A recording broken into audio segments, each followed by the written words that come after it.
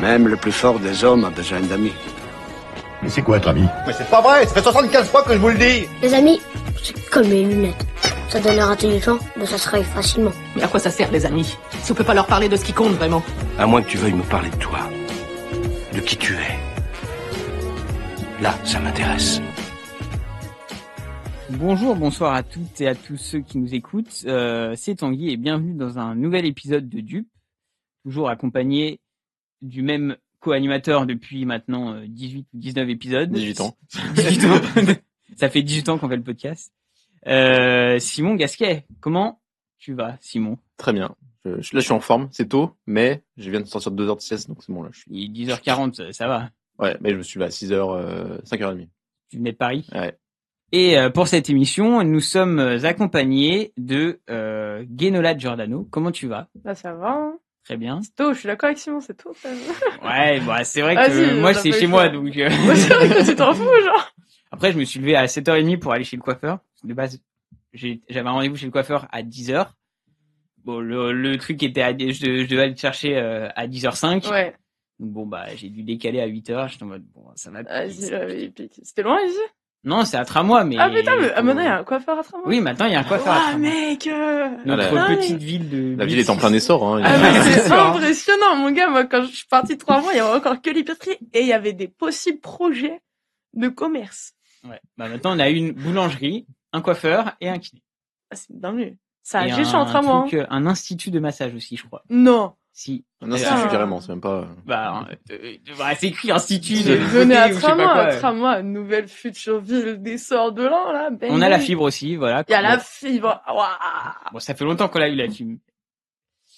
Non, je pense que tu es peut-être la première invitée où où le podcast ressemble le plus à ce qu'on avait l'idée de faire au départ. Parce qu'au départ, l'idée du podcast qu'on a eu l'idée du podcast. En gros, on a écouté le podcast Un bon moment. Je sais pas si tu vois que. Ouais, de Flaubert.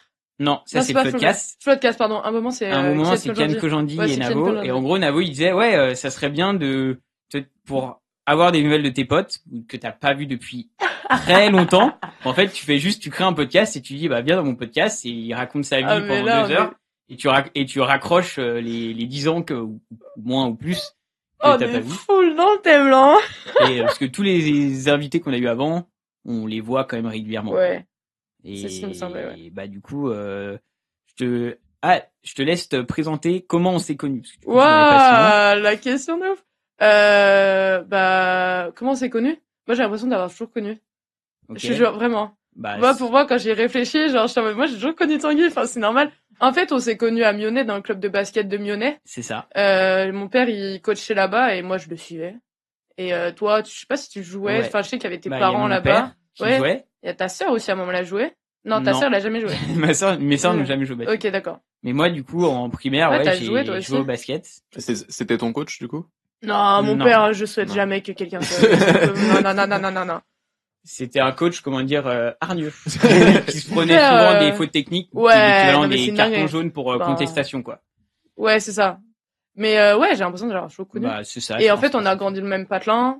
Et je sais pas, tu sais, tout le week-end, on était au basket, donc tous les week-ends, on se voyait, tu sais, plus ou moins proches. C'est ça. Donc ouais. Tu habitais à Tramois, toi, du coup, aussi? Ah ouais, moi, j'habitais Tramois. Moi, j'ai grandi à Tramois. Mais comme t'as un an de moins que moi et on avait 2 classes. Je suis en 99. Ah oui, t'es en 99. Mais j'ai un an d'avance. Du coup, on avait, je pense qu'on se calculait pas trop à l'école ou au collège. Pas forcément. Mais en plus, j'étais pas à l'école à Tramois. Moi, je suis allée au collège de la Dombe, parce que comme ça, par pur hasard. Mais moi, j'aimais pas l'école à Tramois. Donc. T'étais pas à Tramois? Non, j'étais pas à Tramois. Parce que du coup, t'étais à Lyon. Moi, en fait, j'étais école privée. En gros, j'ai fait une école bilingue à Lyon. Okay. Qui s'appelle Ambrosia. Pour ceux qui connaissent, je sais pas. Bref, c'est pas du tout connu du tout. Mais bref, c'est une école internationale. Et j'ai fait là-bas de mon jardin d'enfants, donc quand j'avais 2 piges, à CE2. Et après, j'ai bougé Chartreux à Caluire parce que je ne savais plus parler français. Parce que du coup, moi, je me renfermais à la maison, je le cachais beaucoup à Mionnet et tout. Ouais. Pourtant, je crois qu'on me disait que je parlais pas beaucoup quand je disais. Mais à la maison, j'arrivais plus trop à m'exprimer, je savais pas lire en français, je savais pas. Ma mère, elle en pouvait plus des fautes d'orthographe. Du coup, elle fait va au Chartreux, et du coup, ils m'ont réappris le français. Et bref, j'ai perdu là mon anglais, tu vois. Et du coup, j'ai fait CM1, CM2 Chartreux. Et après, je suis venue au collège à Dombes parce que les Chartreux, quand on a voulu aller au collège à Croix-Rousse, ils m'ont fait ouais non, pas école, pas classe bilingue et tout, nanana.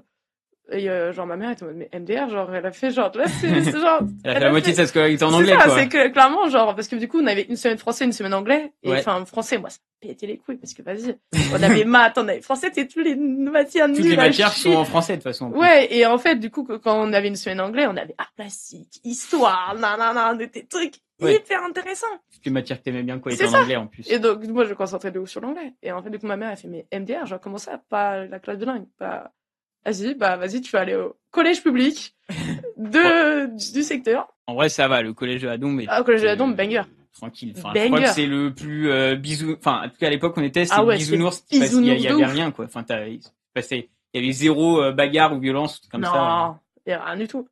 En plus, vu que mon père, il connaissait beaucoup de gens dans le coin. Enfin, il savait, il y avait les deux Saint-Jean. Enfin, moi, je connais des gens, genre, tu sais, tous les Kélo Glagnans, les de Saint-Jean, les gens de tramway avec qui je suis allée à la périscolaire. Enfin bref, moi je connaissais des gens. Donc au final, j'allais pas dans l'inconnu total, tu vois. Oui. Donc voilà. Donc j'étais pas à l'école à tramway, ouais. Toi, mais du coup, c'était dans le même collège, quand même. Ouais, on était dans le même collège, mais à 2 ans d'écart. Ouais. Moi, j'étais rentrée à 6e. On avait 2 ans d'écart. Après, je me souviens plus exactement, mais c'est vrai, on a dû se capter. Je sais pas, mais tu sais, moi, j'étais grave dans mon monde, hein. Moi, je faisais mes bails. 2 ans d'écart, tu te calcules pas trop. Ouais, c'est ça, tu sais, au collège. Au lycée, encore. Au collège, c'est genre. Ah ouais, non, mais je suis un 4e, vas-y, je peux pas le 6e, tu vois. Toi, t'es allé où? Ouais, moi, j'étais à Miribel, à Anne-Franck. Ah, ok. C'était juste à côté. Ouais, quasiment, c'est pas loin. Hein. Il y a pas trop de gens de plusieurs endroits pour le coup. Ouais, c'est que Miribel, quasiment. Miribel et un peu Saint-Maurice. Enfin, la Saint-Maurice de Béno. Ah, ok. Oui, parce que le Béno, il y avait aussi un collège. Ouais. En fait, il y a pas mal de collèges qui sont. Ouais, grave. Il y a que le collège de Saint-André où, comme il y a quasiment pas grand chose, parce que le collège Miribel, c'est quand même ville. Enfin, Miribel, c'est urbaine. Alors que Saint-André, bon, tu sors, il y a la campagne, quoi. Ouais, c'est ça, c'est que, tu sais, genre, tu sors du collège, genre, tu fais quoi? Ouais, tu fais 10 minutes à pied, t'es dans les champs, quoi, genre. Exactement. Du coup, ouais, il y avait, puis nous, on était le seul, tramway, c'est la seule qui est allée dans le collège de Saint-André. Ouais. Qui allait dans un autre lycée. Ouais, lycée à la Boisse, alors que tout le monde allait à Trévoux. Exactement. Ah, mais moi, c'était un grand sujet, moi. Après, moi, je suis partie, je suis partie en 3e. Ouais. Mais moi, vu que j'habitais moi, genre, j'avais tous mes potes qui étaient à Saint-Co et tout. Je pense, attendez. Saint-Co, c'est à Saint-André-Corcy. Ouais, nous, enfin, bref, c'est jargon, tu vois. Non, mais j'avais pas mal de potes à Saint-André-Corcy, j'ai jamais. Mais moi, genre, bref. Et en gros, moi, je me dis, non, je veux pas aller à la Boisse et tout. Et quand on a déménagé à Saint-André, je me dis, let's go, je vais à Trévoux, tu vois.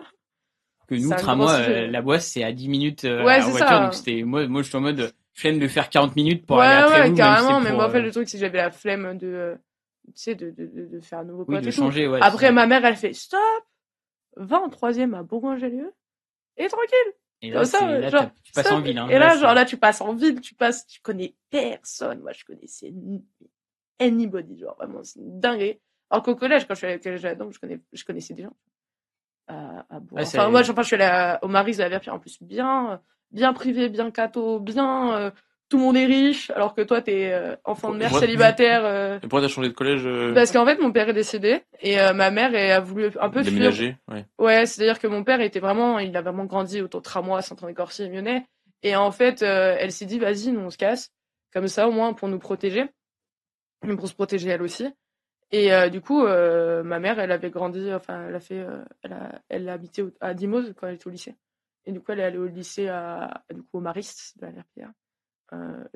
D'ailleurs, établissement que j'aime pas du tout. C'est un sujet, ça. Mais, et du coup, on a habité Bourgoin et on allait au Marist. Et du coup, genre, c'était changement de vie, changement de secteur de ouf. Même à l'époque, ma mère était pas trop chaud pour que je garde des liens ici. Parce qu'elle était en mode non, mais attends, elle garde des liens avec son père. Et du coup, enfin, j'avoue que clairement. Fait un nouveau départ, ouais, c'est ça, c'était moi pour moi. Ouais, c'est ça. Et enfin, après, est-ce que c'était la bonne décision ou pas? Je sais pas, parce que tu sais, moi j'avais 13 piges, mon frère en avait 8. Ma mère, elle se retrouve comme ça, tu sais, solo. Donc, je pense que sur le coup, genre, tu prends des décisions qui sont pas forcément les meilleures, mais. Pour moi, mais après, moi, j'ai respecté énormément pour toute la prise de décision qu'elle a eue. Mais ouais, du coup, C'est pour ça que j'ai disparu moi en 2014 parce que je suis partie d'ici, j'ai gardé quelques liens. Mais du coup, plus je grandis, plus je me dis ouais, vas-y, quand même, Tramway, tu vois, je le sens, tu vois, Lyonnais et tout, genre, vas-y, je suis quand même vachement attachée ici. Et c'est pour ça que moi, genre, j'aime bien. C'est pour ça que, genre, on a reparlé sur Insta, parce que je suis en mode, on s'est retrouvé sur... avec le podcast. Merci les réseaux sociaux. Ouais. Exactement. Et hop, ça fait ça, 15 ans qu'on s'était pas vu. Ouais, c'est ça. Hein. Donc, ouais, j'ai beaucoup déménagé. Le pire, c'est que là, je redéménage, c'est très drôle. Mais moins loin. Ouais, mais là, t'es sur Lyon. Ouais, c'est-à-dire que je vais passer, c'est-à-dire, tu vois la ligne D, moi, je passe de Gare de Vèze à de l'autre côté. Ah, oui, parce que t'es sur Vèze, du coup. Bah, je suis à Valmy. Ouais. Et donc là, je vais à Valmy, c'est un arrêt avant Gare de Vèze. Ok. Et du coup, là, je pars à Vénissieux. Oui, c'est vraiment le bout de l'autre. Mais mec, en vrai, genre, je suis à mon nouvel appart, il est genre à 8 minutes de la gare de Vénissieux. Donc, ligne D, la meilleure ligne de Lyon, en fait. je reste fidèle. Nous n'habitons pas Lyon, donc on peut pas dire. Oui, c'est vrai. On peut pas. Ouais. Ta ligne préférée de métro, Simon à Paris? Bah, Lyon, j'ai quand même vécu, je peux faire Ah ouais, t'as vécu à Lyon, t'as vécu où? 5 ans. T'as fait la prépa plus école. Toutes les études sont à Lyon. Du coup, t'as habité où? J'étais en prépa, j'étais en internat, donc j'étais à la Martinière Montplaisir. Ouais. Donc sur la ligne D. Ouais. Et sans la ligne D, en fait. Et après, j'étais à appart pendant 3 ans à Saxe, donc sur la ligne D toujours. Toujours, mais le sang de la veine, la ligne D, en fait. Mais Saxe, c'est partagé, t'as aussi la ligne B. Ouais, t'as la B. Donc, la fameuse ligne B. Oh, la B, mon gars. Tu trahis un peu. Enfer sur terre. Elle est tout le temps en grève, non? Gars, genre, quand moi j'ai bossé à Gerland, genre, en labo, il y a pendant 4-5 mois, genre, je savais pas si le B allait marcher ou pas. Donc, j'étais devenue grande fervente d'utilisation de Vélove pour rejoindre au Saxe la ligne D, parce que la ligne D, tout va bien. Et, enfin, tout va bien. Ouais, ça va en vrai. Mais la D, c'était une dinguerie, genre. Nombre de fois, je me suis retrouvée à 2 mères pour aller au taf, pour revenir au taf. Les bus relais. Mais les bus relais, mon gars, c'est bondé sa mère. Comment veux-tu mettre une rame de métro dans un bus? Moi, déjà, genre, ouais, pas de soucis, c'est utile, mais, tu sais, sur le coup, tu sais, t'es en mode, vas-y, je vais trouver une autre solution. Oh, bah, Vélove, hein. Vélove ou le tram et tout, genre, enfin, bref. Vélo, c'est bien. Mais moi, la ligne B, éclaté. Éclaté. Je suis trop embrouillée avec elle. Tu sais, c'est ce genre d'ex toxique, tu vois. L'ex toxique en métro. Ouais, c'est ça. Clairement. Mais du coup, à Lyon, qu'est-ce que tu fais à Lyon? Tu arbitres aussi également. Ouais, je suis technicienne de laboratoire. C'est quand même mon métier principal. Genre, c'est grâce à ça que je peux me l'envoyer. Enfin, je suis technicienne de laboratoire d'analyse médicale en bactériologie. Et, ouais, je fais des horaires, je peux commencer à 7h, finir à 14h, comme je peux commencer à 16h, finir à 23h30, quoi. Ouais, hier, j'ai fini à minuit parce que tu connais les heures sup. Et, payé, je suppose. Récupéré. J'ai un peu le seum. Enfin, des fois, il y a des jours où je me dis, j'aimerais qu'elle soit payée, d'autres jours, je suis en mode, vas-y, récupérer, c'est bien. Et oui, du coup, je suis arbitre officiel. C'est quoi, c'est quoi la différence entre payer et récupérer? La récupérer, genre, c'est-à-dire que, je sais pas, t'as fait 8 heures d'heures sup, ça fait une journée de taf, tu dis, ok, je pose ce jour-là. Et, d'accord. C'est en congé. Ouais, c'est une sorte de congé. Ok. Voilà. Et du coup, ouais, donc, semaine technicienne de laboratoire, week-end, arbitre officiel de basket. Ça consiste en quoi? Bon. L'arbitre officiel, technicienne de laboratoire, faut savoir. Arbitre officiel, c'est souvent les gens qu'on insulte à la télé. Ouais. Tu sais que la majorité des gens insultent devant la télé et qu'on insulte aussi des fois sur les terrains. Mais du coup, je suis ce genre de meuf. L'arbitre de basket. L'arbitre de basket. Et ça fait donc en fait genre ça consiste en quoi? C'est-à-dire que moi je suis arbitre du comité du Rhône, du département du Rhône. Et on m'envoie sur des matchs. Je fais la régionale jeune et la pré-régionale. Ouais, par exemple, la semaine prochaine, je suis ce qu'on appelle prêté en région. C'est-à-dire que prêté en région. Ah, prêté en région. C'est-à-dire que je vais faire la U20 régionale à Amiens. Et du coup, on m'envoie. Donc, je dois aller à Amiens une demi-heure avant. Et du coup, s'il fait le truc avec ma belle tenue La Poste. Oui, parce que les arbitres sont sponsorisés La Poste. La Poste, paye le sponsor. Hein. Ça va, c'est pas mal. Après, on a la marque de Tony Parker, c'est Pix maintenant, je crois, qui fait l'équipementier. Ok, je savais pas que c'était la marque de Tony Parker. Il me semble qu'à une époque, ça l'a été. Bref, au sujet. Et ouais, du coup, je vais essayer de faire mal. Je suis pas rémunérée, mais je sais plus indemnisé, si c'est indemnisé. Je sais plus ce que c'est le mot précis. Bah, genre, c'est quoi? Moi, c'était 30 balles, parce que du coup, j'ai été pendant un an juste arbitre départemental officiel. J'ai très vite arrêté.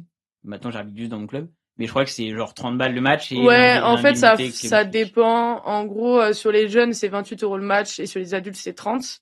Et on est, je crois, attention, en gros, grosse info de dingue. Désolé le comité s'il fallait pas le dire. Bon, si, non, mais je crois qu'on s'en fout. On est à 0,38 au kilomètre.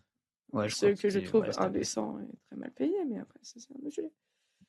Moi, c'est mon père qui, quand il m'amenait au match, prenait l'indemnité kilométrique. Bah, le truc, c'est que, tu sais, pour moi, qui n'ai pas le permis, etc., et je prends les transports en commun, moi, je m'en fous de faire 1 heure de transport, quoi. Je m'occupe, où je dors, où je mange. Et puis, dans le Rhône, c'est plutôt bien desservi. Ouais, c'est ça. Et donc, en soi, moi, ça va, je suis pas si mal payé. Par contre, sur des gens qui ont la voiture, moi, j'ai commencé en tant qu'arbitre officiel du comité d'Isère, et en Isère, quand t'es à Bourgoin et que tu vas siffler à Pont-Beauvoisin, donc vraiment à l'autre côté, quand t'es à 0, parce qu'en plus en Isère, c'est 0,36 au kilomètre.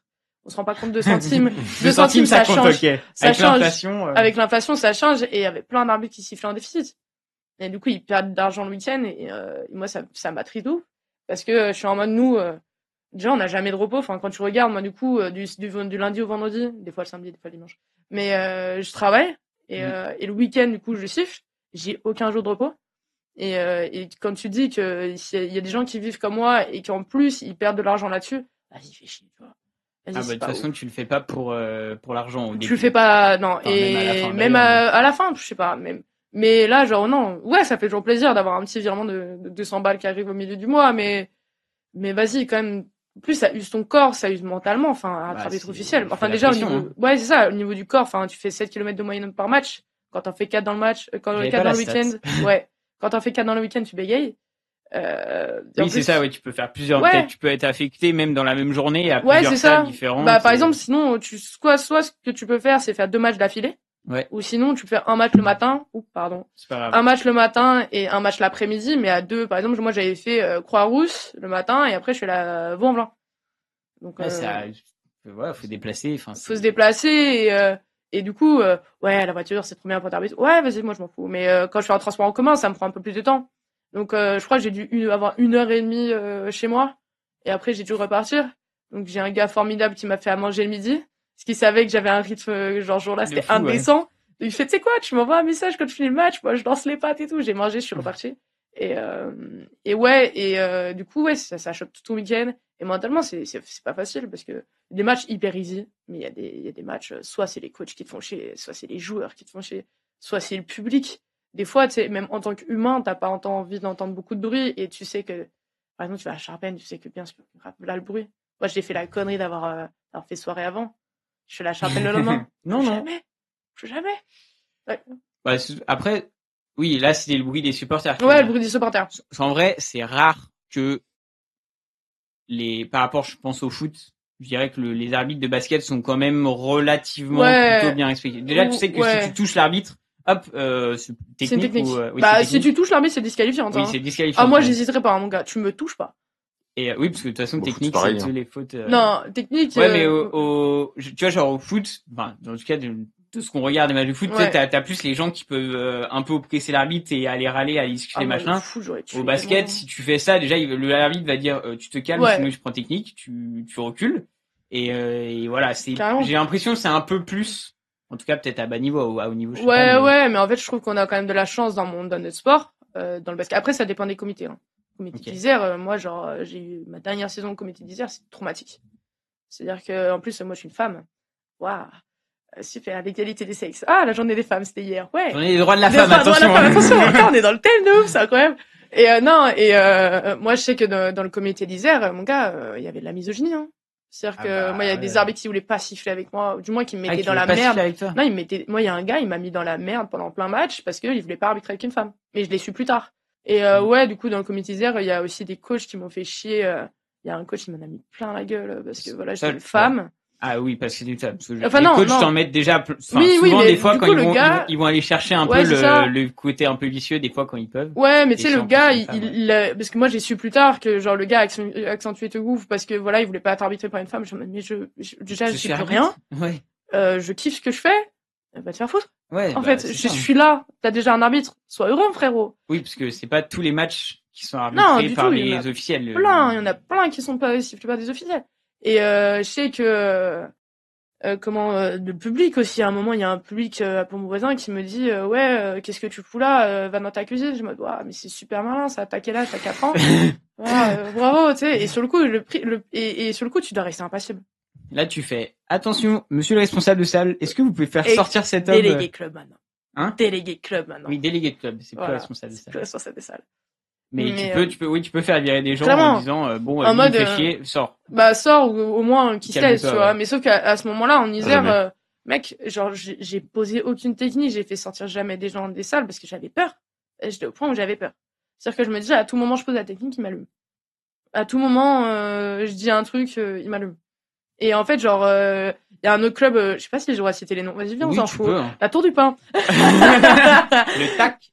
C'est mignon, la Tour du Pain, comme. Ouais, c'est mignon, mais par contre, le club de basket là-bas est assez particulier, où genre, quand j'allais siffler la division 2 là-bas, ils jouaient, c'est un jeu formidable, super intelligent et super mature, de qui va faire pleurer l'arbitre en premier. C'est super intelligent, ça, frérot. Donc, c'est les joueurs qui font ça. Moi, je crois que leur record, c'est début de deuxième mi-temps. Mais moi je suis pareil parce que du coup j'arbitre plus en officiel, mais j'arbitre toujours dans mon club. En général, vu qu'on notre division, nos adultes qui sont les sont seniors, sont en pré-régional, donc maintenant il y a des arbitres officiels. Ça c'est réglé. Mais en gros j'arbitre les U17. Ouais. Et qui jouent bien, mais c'est jeune, ça commence à jouer vite, ça peut des fois un peu râler, etc. Et je sais qu'il y a des fois, peut-être c'est juste en mode t'es en pression quoi, parce que genre c'est la première place qui joue. Et du coup, tu sais que tu dois être au taquet, mais pas forcément pour ton équipe, parce que du coup, t'arbitres. Donc, faut pas que t'as le côté faut pas que tu arbitres à domicile non plus. Enfin, faire un arbitrage privilégié. Mais du coup, des fois, tu vas tendance à trop vouloir arbitrer l'autre équipe en compensation. Du coup, t'es un peu en mode, faut se calmer, et des fois, Mais tu sais que, il y a un grand débat, c'est pas du tout un grand débat, mais c'est un truc qui se discute entre nous les arbitres. C'est que moi, par exemple, je regardais jamais les classements. Il y a des arbitres qui préfèrent, tu sais, en mode, ok, je vois comment est le match. Moi, je regarde pas. Parce que je me dis, je veux arbitrer de la même façon que si c'était du premier contre deuxième ou si c'est le 5e contre le 3e, tu vois. Je veux garder la même lignée et garder la même qualité d'arbitrage. Et c'est vraiment un truc où je suis hyper là-dessus. Bah, après, il y a des gens qui me disent, ouais, non, c'est pas bien, il faut faire ça. Et en fait, au niveau de l'impartialité, tu sais, il y a des clubs, tu sais, maintenant, maintenant, ça fait 2 ans que je suis dans le Rhône. C'est 6 ans que je suis officiel, 2 ans que je suis dans le Rhône, et à force, tu connais les clubs. Tu sais qu'il y a des clubs que t'as pas envie d'y aller, tu sais qu'il y a des clubs, t'as plus d'atomes crochés avec eux. Par exemple, moi, j'ai eu l'exemple, on en parlait tout à l'heure, de l'Accro contre l'Accro, c'est Croix-Rousse, contre Myonnais. Donc là où on était au basket, vu que je suis plus licencié à Myonnais, je peux siffler à Myonnais. Mais sauf que, vas-y, moi, j'ai un passif, Myonnais, genre, j'aime trop ce club. C'est ton club de cœur, quoi. C'est ça, c'est mon club de cœur. C'est là où ma mère m'a raconté que j'ai fait mes premiers pas d'enfant. Mes premiers pas d'humain, ou du moins peut-être mes 2 troisièmes, c'était sur le terrain de goudron là-bas. Bref. Et en gros, à ce moment-là, je me dis, waouh, en fait, il faut que je devienne impartial. Faut vraiment pas que l'Accro comprenne que Myonnais, c'est les 100 pour moi, tu vois. Ouais, après, tu peux avoir. Et c'est-à-dire, c'est ça. Et du coup, là, c'était un gros challenge, et vas-y, on peut se dire que j'ai réussi, ouais. Par contre, derrière, on avait boire une bière. Oui, voilà, voilà, tu vois, logique, évidemment. Mais ouais, c'est un sacré travail. Mentalement, faut être solide. Si tu montes en plus. Ouais, c'est ça. Le nombre de fois où je voulais arrêter, gars. Le nombre de fois où tu pètes un pneu. Et en fait, le truc, moi, ce que j'aime bien aussi, c'est d'être entouré. C'est-à-dire que je peux me plaindre des matchs et tout, je peux un peu me libérer du truc. Donc voilà, et surtout qu'en ce moment, j'essaie de monter en région. Donc c'est beaucoup de travail d'investissement personnel, où en gros, on a beaucoup de QCM, d'examens. Là, il y a 3 semaines de ce que je disais, j'avais mes examens blancs. Donc oral, QCM administratif, QCM règlement, QCM vidéo, test physique. C'est marrant, test physique. Et l'arbitre, soi-disant, doit être le meilleur sportif sur le terrain. MDR. C'est pas trop le cas. Après, c'est cohérent qui est quand même un minimum exigé, quoi. C'est ça, parce qu'en fait, le truc, c'est que nous, on n'a pas de remplaçant, tu vois, sur le terrain. Contrairement à des joueurs, c'est-à-dire que nous, les 40 minutes, on doit les tenir. Oui. Et le test physique, c'est un Luc Léger. Mec, tu me mets la musique du Luc Léger. Traumatisé. Le bip-bip, là. C'est le bip. En gros, tu vois ce que c'est, Simon? Non. En gros, c'est un test de VMA, en fait. Et tu dois faire des allers-retours sur 20 mètres. Faire des allers-retours de plus en plus vite. Et en gros, genre sur 20 mètres, en gros, il y a un bip et il faut que avant le deuxième bip, t'aies atteint les 20 mètres. Et après, tu repars dans l'autre sens. Ils sont de plus en plus fréquents. Ouais. C'est de plus en plus vite. C'est le chétan, mon frérot. Oui. Moi, je crois que c'est l'examen que je regrette le plus. Parce qu'en plus, moi, je fume. C'est genre, déjà, je pars mal. Mais et je sais pas, genre. Ouais, non, mais c'est trop chiant. Genre, c'est quoi, c'est moi, t'as une note sur ce test non, physique ou c'est gros, juste accepté c'est un pas palier. validé? Ouais. C'est pas un palier. Des fois, je sais plus ce qu'il dit. Je l'écoute même plus cette musique. C'est pas une musique que je suis sur Spotify, je t'avoue. Mais en gros, le nombre d'allers-retours définit à quel palier t'es. Ouais. Et en fait, en tant que femme, attention, grand débat aussi, l'égalité homme-femme. En tant que femme, tu dois faire palier 8, et les mecs, c'est palier 9 ou 10. Okay. Et moi, ça m'arrange. Comme ça, sur le coup, je suis en mode, vas-y, moi, je suis chaud. Après, ça dit, c'est cohérent le test physique parce que non, mais je veux dire, après, ça aurait pu être un autre test physique. Genre, je sais pas, de force, de machin, et c'est vrai que le basket, tu fais que des allers-retours, etc. Donc, tu peux dire. Ça, je suis pas d'accord, parce que le truc, c'est d'aller plus en plus vite. Oui, ça, je suis d'accord. Plus en plus, c'est totalement con, gars. Et oui, tu fais pas des sprints non plus. Si, tu peux taper des sprints. Oui, mais moins qu'un joueur, ou, enfin, tu vas être moins, voilà. Ouais, ou genre. De toute façon, tu as des temps de repos, entre guillemets, tu sais que, en gros, le moment où il faut sprinter, c'est si t'as une contre-attaque, pour que tu puisses voir bien les joueurs, ou si à la faute, tu fais le sprint. Ouais. Et après, en général, bah là, ils vont remonter la balle, bah là, t'es tranquille et tu vas, on va dire, prendre repos. Mais c'est vrai que si c'est que des jeux rapides ou c'est que des contre-attaques. Mec, les U17. Bah oui, voilà, les U17, ça balance la balle, ça court à fond et ça met des paniers que comme ça. Enfin, grande partie des paniers mettent en grande contre-attaque. Mais en plus, les U17, vas-y, tu sais, ils sont jeunes, ça cavale, ça a de l'énergie. C'est ça. Toi, t'as la mi-temps, t'es en mode, je prends mon coca et ma gaufre pour me refaire du sucre, parce que sinon, t'es mort, quoi. Ouais. Et du coup, les autres tests, t'as dit, test réglementaire, donc. En fait, on a des QCM règlements et administratif, c'est tout. Administratif, c'est quoi? Administratif, c'est, qu'est-ce qu'une erreur rectifiable, tous des trucs genre, comment tu fais un rapport, d'incident, etc. Tous les trucs sur la feuille de match. Ouais, c'est ça. Bon, hors du temps de jeu, effectivement. Ouais. Qu'est-ce que c'est chiant, mon gars. Qu'est-ce que c'est relou. Administratif, en général, c'est rarement passionnant. Ouais, après, il y a des gens, ils font des études d'administration, hein, donc, il y a des gens qui sont pas passionnants, hein. Carrément. On les invite pas sur le podcast. Non, après, t'as QCM vidéo où, en gros, ils te montrent une vidéo d'une action et tu dois répondre. Ça, c'est pour moi, c'est un petit peu marranti, ça aussi, j'aime pas beaucoup.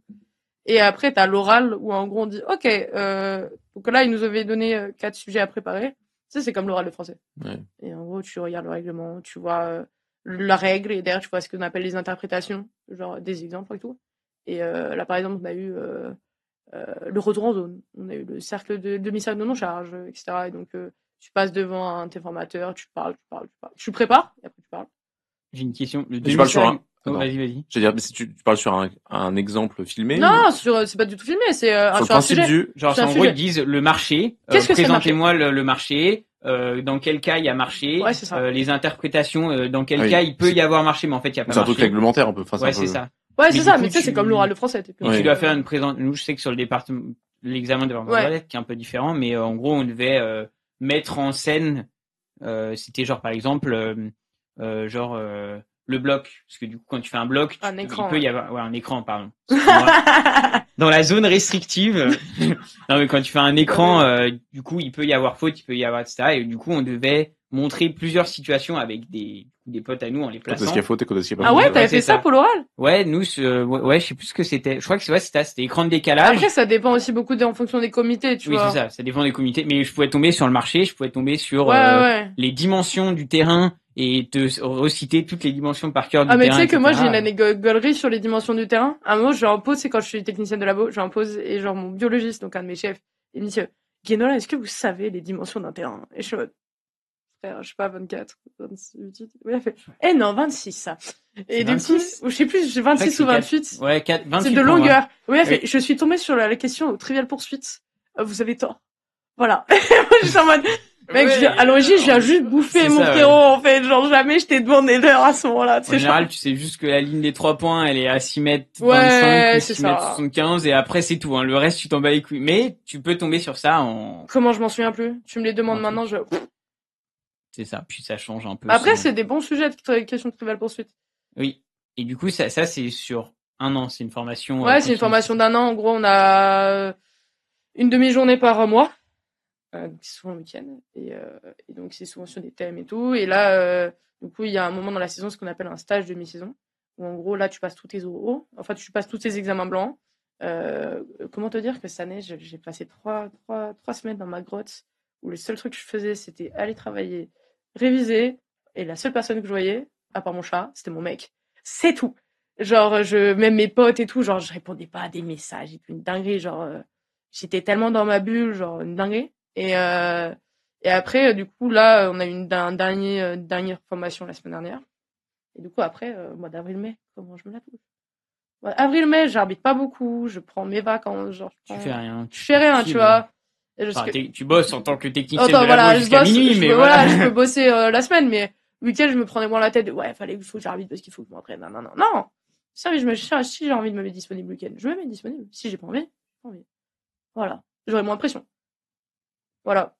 Et c'est peut-être un peu naïf comme question, mais il y a encore des trucs que tu apprends sur le règlement du basket.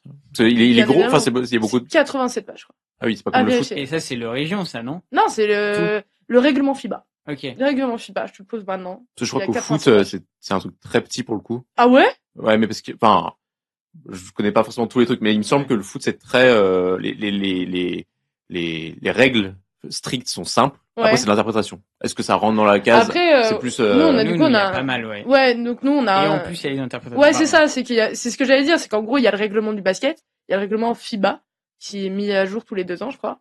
Et derrière t'as un document sur les interprétations. Mais il fait genre 5 fois la taille, je crois, enfin, ouais, j'exagère, mais il est, en fait, pour chaque règle, limite, tu peux avoir 5 ou 6 interprétations. Par exemple, pour les 24 secondes, t'as 4 pages. Voilà. 24 secondes, pourtant, genre, en soi, 24 secondes dans tennis, c'est quoi? C'est rien du tout. Mais au basket, c'est tout, tu vois. Parce que du coup, t'as 24 secondes de possession pour aller marquer.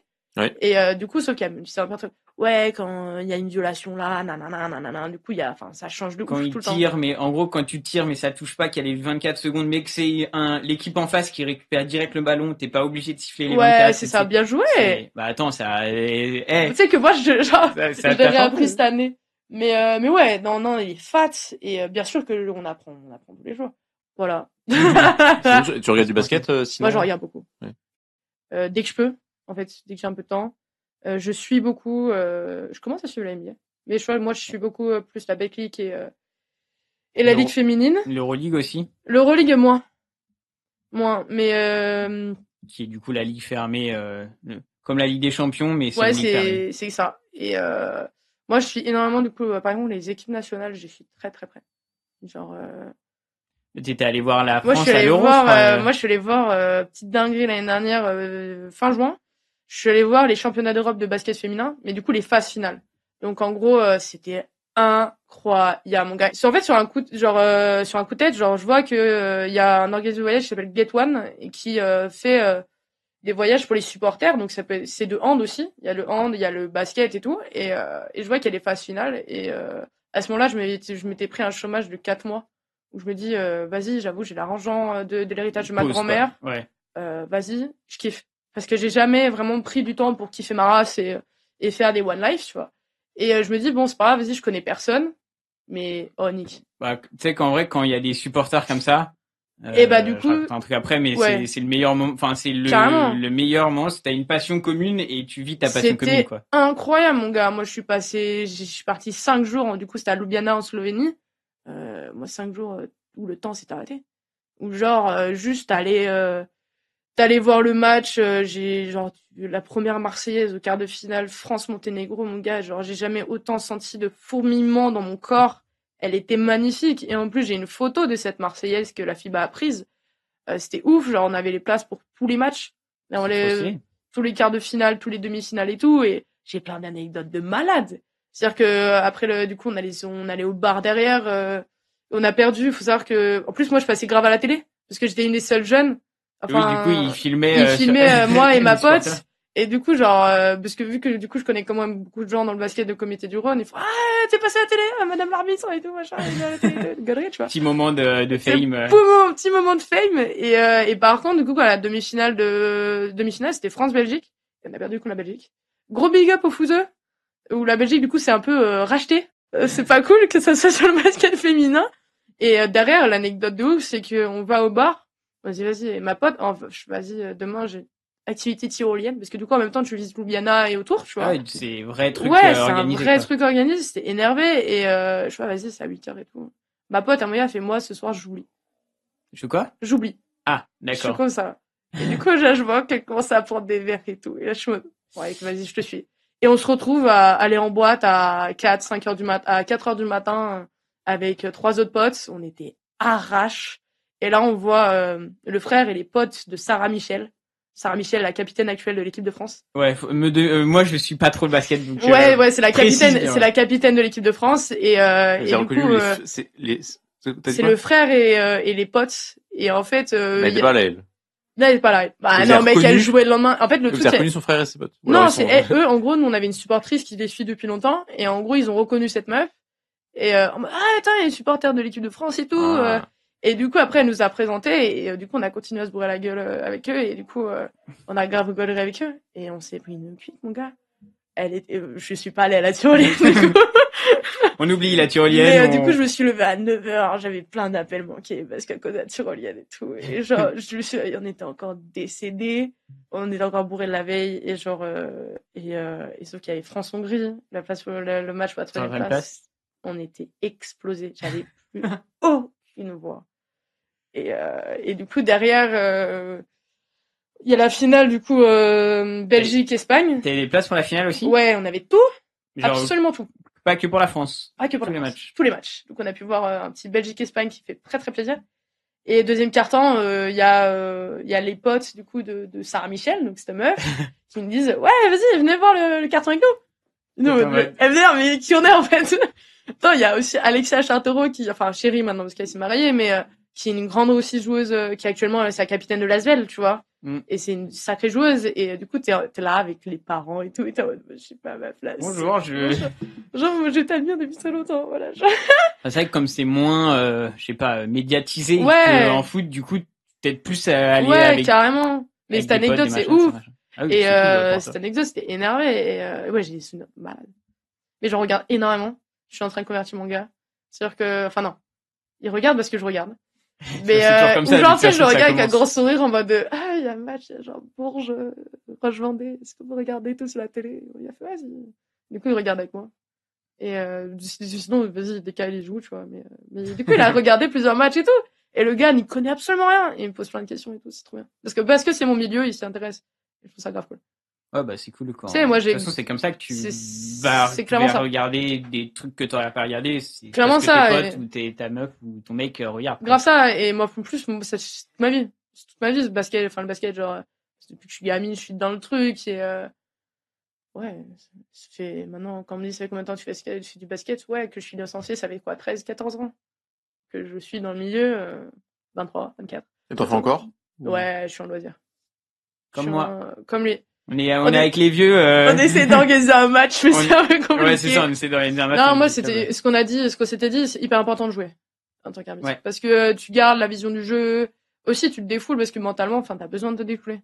T'as carrément besoin, genre, toi aussi faire des coups, toi aussi faire des marchés, genre. Moi, ce que j'ai dit avec les loisirs, c'est que quand je suis sur le terrain en tant que joueuse, je ne veux pas être arbitre. Je ne dirai rien. Ouais, c'est ça. Je n'arbitre rien du tout. C'est ça, c'est que moi je suis là pour me défouler, pour me détendre et pas pour me dire attends, il y a un marché ici, attends, il y a un retour en zone. Non, flemme.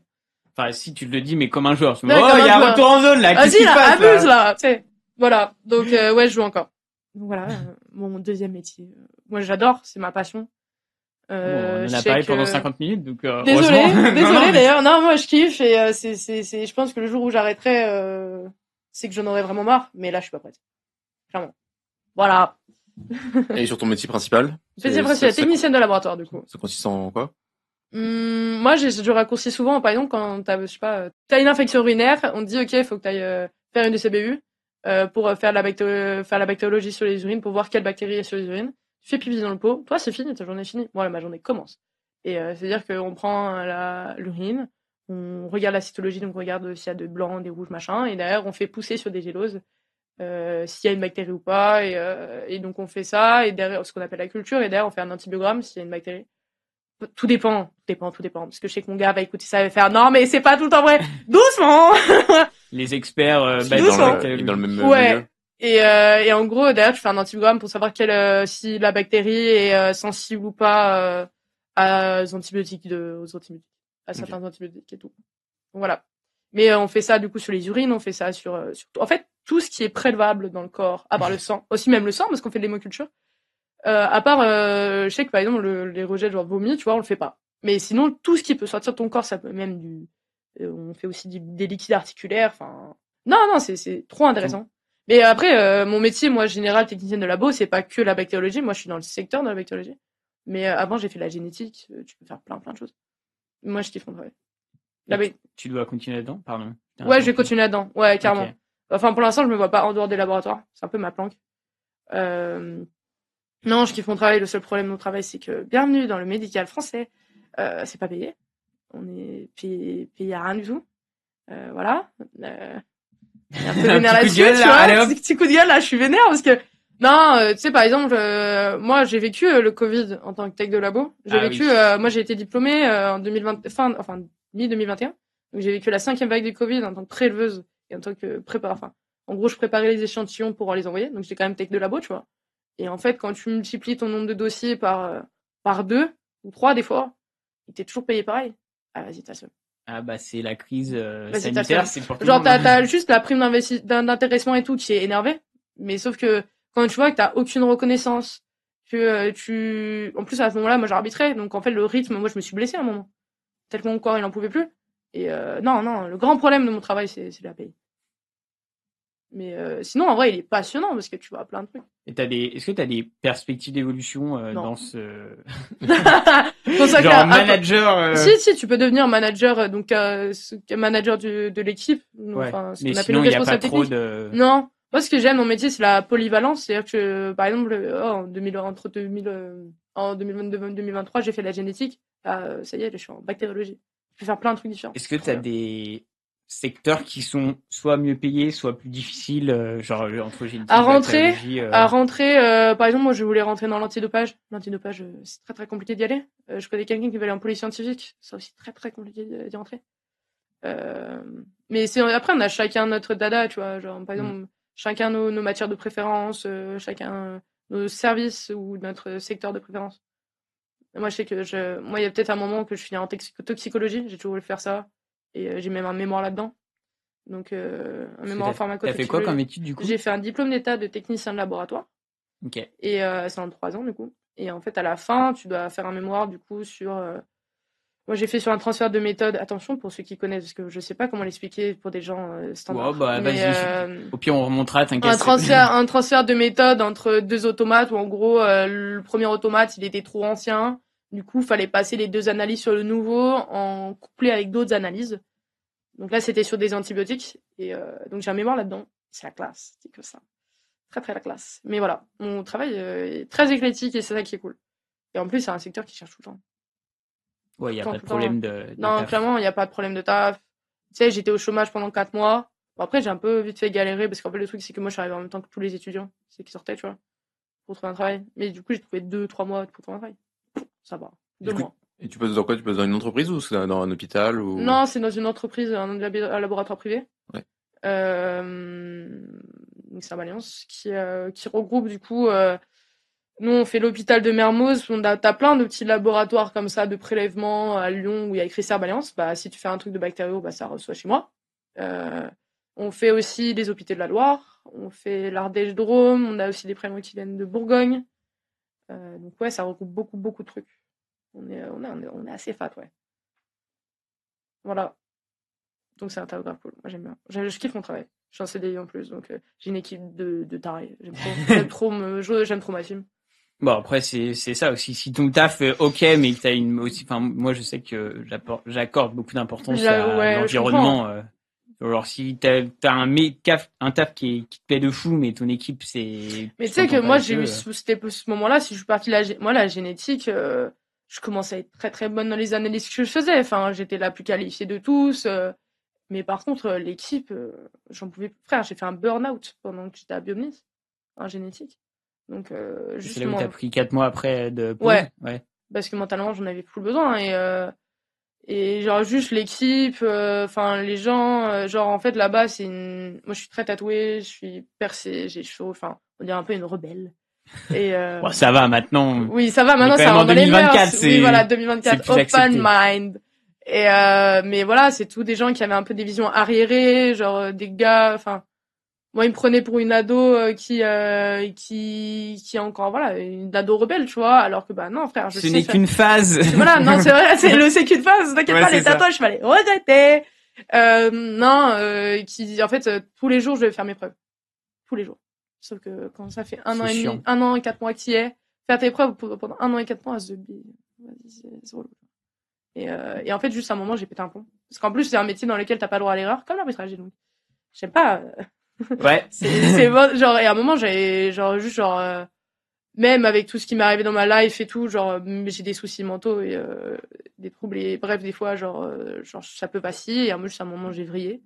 Et ça a été un gros élément déclencheur de mon travail. Et à ce moment-là, quand je suis sortie, du coup, cette semaine d'arrêt de burn-out, je me suis dit, bienvenue, c'est un CDD. Bon, une semaine, c'est pas. Non, en fait, Enfin, non, après, je sais pas la force de ton burn-out, mais c'est vrai qu'une semaine de pause pour régler un burn-out, ça me paraît court, moi. Mais... C'est court. Parce que c'est court, mais en fait, moi, j'avais juste besoin d'une pause. C'est-à-dire que pendant une semaine, j'ai rien fait. Sur le lit. J'ai vraiment... Et à ce moment-là, je me suis dit, meuf, fais ce que tu veux, tu te forces à rien. Tu veux rester en pyjama toute la journée? Alors moi, j'ai pris ma planche et la tête dehors. Je m'en foutais. Et juste, j'en branlais pas une. Et donc, c'était juste me poser une semaine et après, vas-y, on résout le truc. Ouais. C'est qu'on enclenche le truc pour... Le processus pour sortir de là, quoi. Ouais, pour sortir de là, pour comprendre ce qui s'est passé et juste pour m'apaiser mentalement. Et en fait, je pense que le choix parce que du coup, j'étais en CDD. Quand j'ai renouvelé mon CDD en août, je leur ai dit, moi, je veux pas de CDI. Me proposez pas. Parce que si on me propose un CDI, maintenant, Pôle emploi, ils disent, t'as pas le droit au chômage. Donc, je suis en mode, n'essayez même pas les choses. C'est compréhensible, oui, mais moi, je suis en mode, n'essayez pas, parce que dans tous les cas, je le refuse, en fait. Et en fait, je me suis arrêtée le 31 mai. Et ça a été une délivrance. J'ai fait tout et n'importe quoi pendant 4 mois. Et ça m'a fait un bien de ouf. Et maintenant, je suis dans un travail sain. Avec une équipe d'enfer qui est grave bonne vibe, grave bonne ambiance. Je crois qu'il y a plus de gens pas tatoués que tatoués dans ce labo. Non, tu veux dire tatoué que pas tatoué? Ouais, tatoué, c'est voilà. Ouais. Parce que ça, sinon, c'est encore la norme. Mais non, mais ils sont cool alors, sinon. Ouais, non, mais selon les gens pas tatoués, ils sont vraiment chiants. Ouais, cassés. Non, mais en gros, c'est pour te dire, c'est vraiment on est plein de jeunes, l'ambiance elle est ouf et ça joue, hein. Ça joue de ouf. Des gens qui ont 10, 20 ans de plus. Et les gens qui ont à peu près ton âge... il y a des gens qui sont plus vieux, tu vois, qui sont plus chiants, parce que de toute façon, il y en a partout. Toute personne vieille est chiante. Ouais. Non, mais oui, moi, c'est pareil, j'ai changé d'équipe et juste, j'ai été passé avec des darons, des jeunes darons, et juste avec des gens qui sont un peu plus jeunes et qui ont jusqu'à, on va dire, 30 ans, etc. T'as plus d'atomes crochus, t'es plus de ta génération, donc en fait, même si tu t'entends pas forcément avec tout le monde, mais l'ambiance est différente, quoi. Ouais, c'est clair, c'est qu'on se tape des bars et tout, non, c'est trop bien. Moi, je crois que je m'entends bien quand même avec les... Oui. Est-ce que toi, tu fais comme taf, Simon? Moi, je fais de l'audit donc du contrôle dans une banque. Ok. D'accord. Mais j'ai plutôt des collègues qui sont autour de 30-35 ans. Ouais. Du coup, il y a un petit delta, mais j'avoue que j'aime bien, moi. Enfin, je m'entends bien avec eux. Et je m'entends presque plus avec eux, j'ai l'impression que ceux qui sont de mon âge aussi dans le service. Je pense que ça dépend de toute façon, ça dépend de chacun aussi. Ça dépend voilà. Et puis on rigole bien et tout, tu vois, même avec un écartage. C'est grave important, l'homme sur le bras. Parce que il y a un jeune daron qui vient d'arriver dans mon équipe là et qui est un des seuls là qui regarde sur Twitch les streamers ou qui est sur jeux vidéo, etc. Alors que d'autres plus jeunes le sont un peu moins, et du coup donc il est cool aussi, pareil, jeux vidéo c'est cool. Jeux vidéo c'est cool. Non, mais je ne suis donc pas une personne cool. Je sais plus, à un moment j'arrivais avec c'est pas ça que je veux dire. Arrêtez d'expliquer mes propos. Attends, il est pas tatoué non plus, hein. Ouais, moi je suis pas non, je suis pas tatoué. Non plus d'ailleurs. Ah non. Non, mais du coup je vous en passe mentalement, les gars. C'est juste t'es en mode enfin je peux parler de ce sujet avec cette personne et on se marre bien et il comprend. Et d'ailleurs à un moment je sais plus, je dis une phrase et il y a mon collègue qui était à côté, il disait t'as dit 7 mots dans la phrase, j'en ai compris aucun. Tu vois, parce que je sais plus, j'ai dû dire il a fait le best of de son live sur Twitch, machin, il faisait le FFS. Des bangers et machin. Ouais, c'était même pas ça, c'était juste les noms et tout, il dit, mais, il m'a regardé, il m'a fait chier. Il a compris à ce que t'as dit. J'étais en mode, t'occupes? Lui, il a compris. Non, mais du coup, c'était pas mal. Je pense que ça dépend vraiment des gens. Ouais. Des gens. S'ils sont dans la même vibe que toi. Ouais, c'est ça. C'est ça, c'est cool, quoi. Ouais, non, mais c'est clair.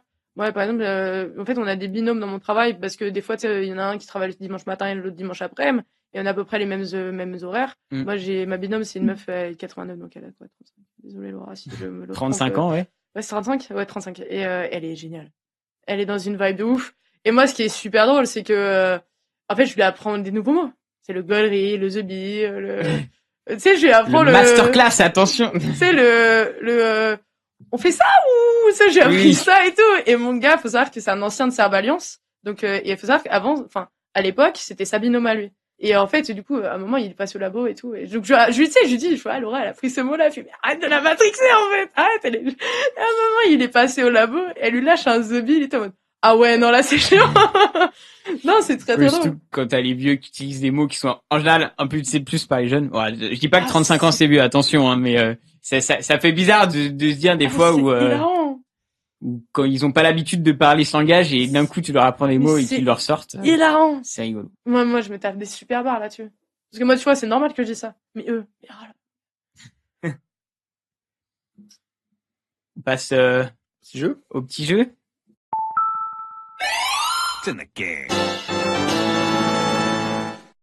Nouveau petit jeu qui n'a jamais été fait, mais bon, j'ai repris un jeu qui existait. Tu connais du coup le Floodcast Ouais, je connais le nom. Tu écoutes. Je te dis, j'ai pas le temps. Ah oui, toutes les sources de jeux de Tanguy viennent du Floodcast. Oui, en vrai, je trouve que c'est une bonne inspi. Ouais, jamais écouté. C'est une galerie. Non, mais ils ont un jeu qui est en fait la base de leur podcast. C'est qu'en gros, il y a des actus insolites et je vous donne un bout de contexte et je vous pose une question et vous devez, en posant des questions, deviner la suite ou le truc. Ouais, toi, tu réponds juste par oui ou pardon, je suppose. Ouais, je peux vous aider aussi un peu, tu vois, si c'est un truc. Mais grosso modo, voilà, vous trouviez. Et du coup, là, j'ai fait 3 petites actus insolites autour du sport. Un peu de façon générale, mais voilà.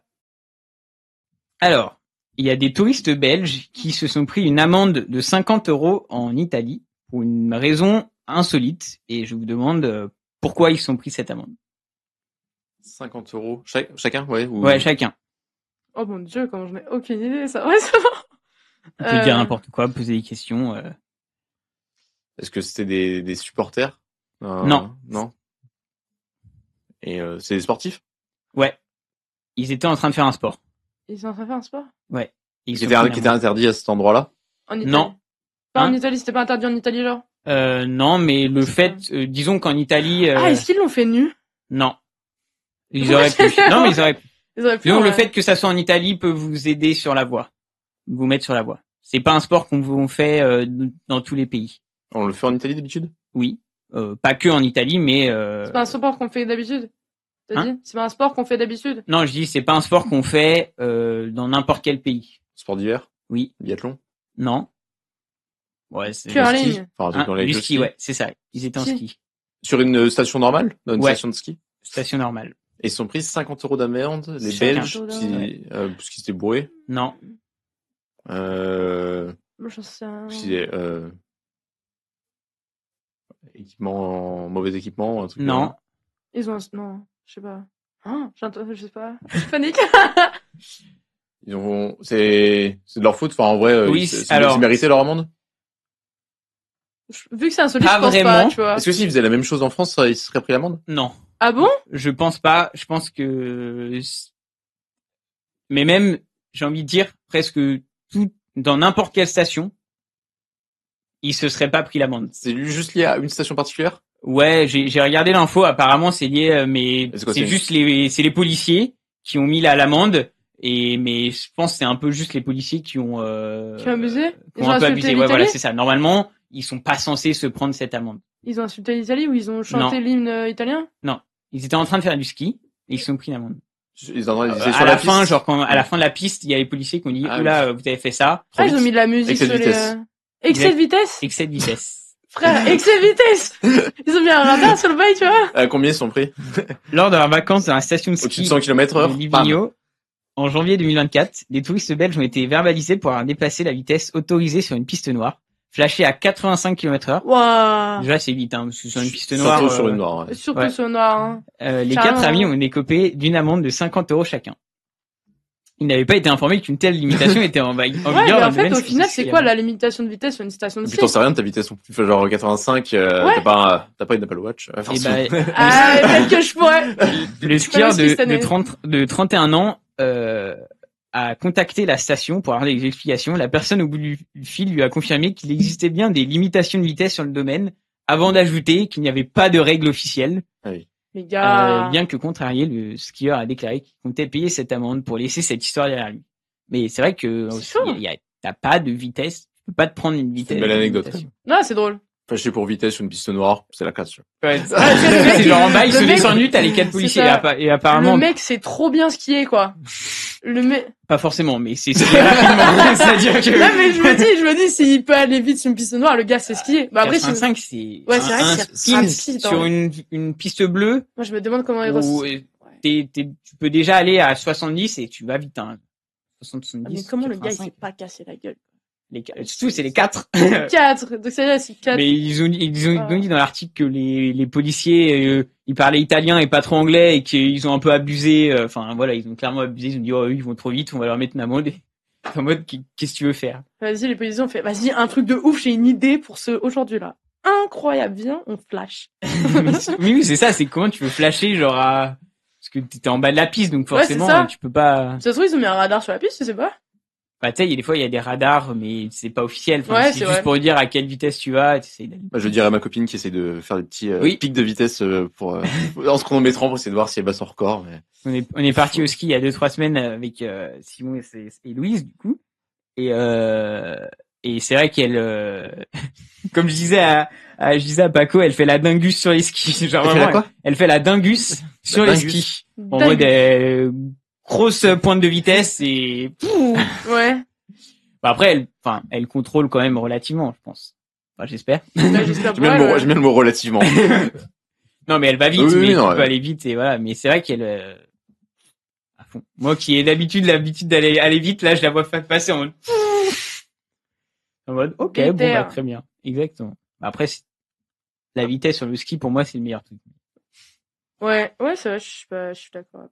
Alors, deuxième petite actu insolite, le breton Ronan Pincemain, déjà il a un nom très rigolo, va participer à une course en Angleterre qui se passe dans des conditions un peu particulières. Alors la course a une particularité.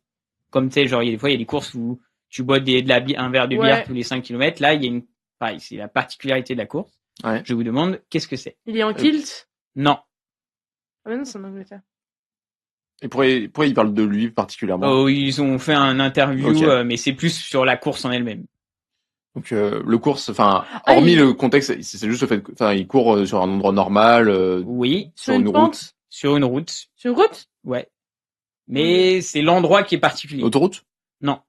Sur une route.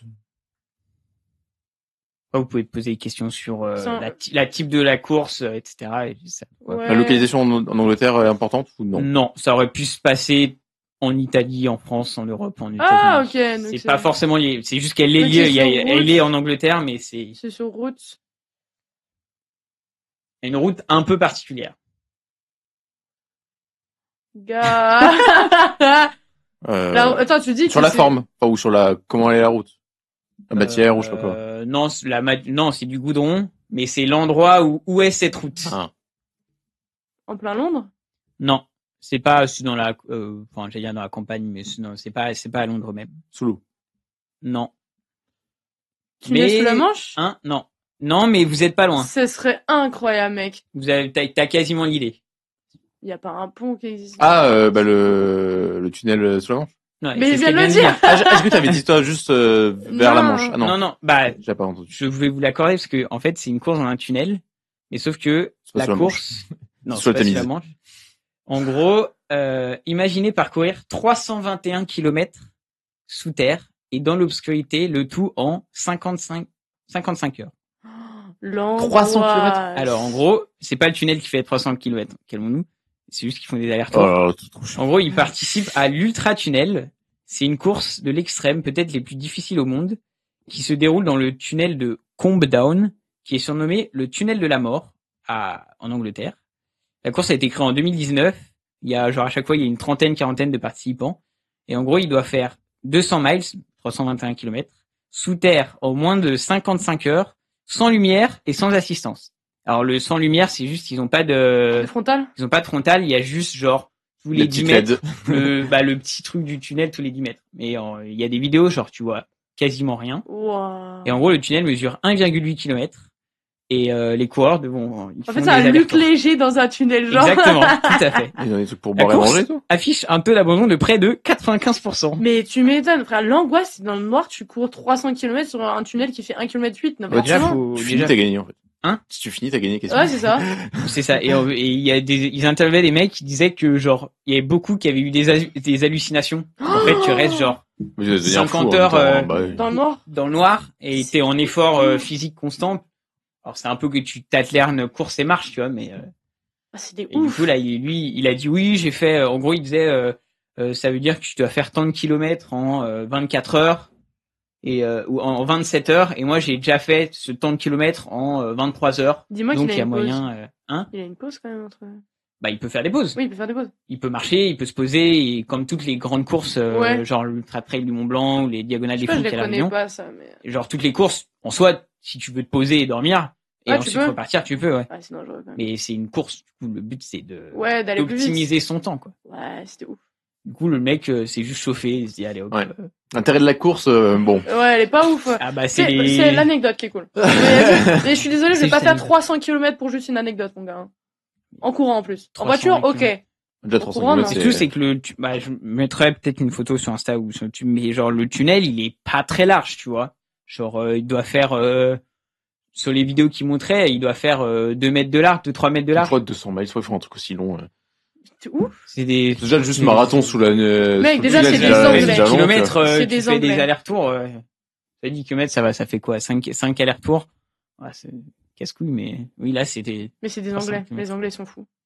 Bah là c'est un breton en plus, donc voilà. Non mais c'est c'est en Angleterre. Oui, c'est ça. D'un anglais, breton, en vrai, breton. Il a quand même du sang partagé, donc le mec est fou quand même. Exactement. Mais là, toute course au-delà de 20-30 km. Je suis complètement d'accord. Alors, et dernière petite anecdote, la ville de Beuzeville, B-E-U-Z-E ville, va accueillir l'une des étapes du championnat de France d'un sport un peu particulier. Je vous demande de quel sport il s'agit. Il me semble. Alors, la ville est dans l'Eure et c'est pas la spécificité de la ville, c'est juste le nom de la ville. Va accueillir un sport assez particulier. Ouais, une des étapes du championnat de France d'un sport un petit peu particulier. Je vous demande ce que c'est. Vous pouvez poser des questions. C'est un type d'athlétisme un peu? Non. C'est un sport de ballon?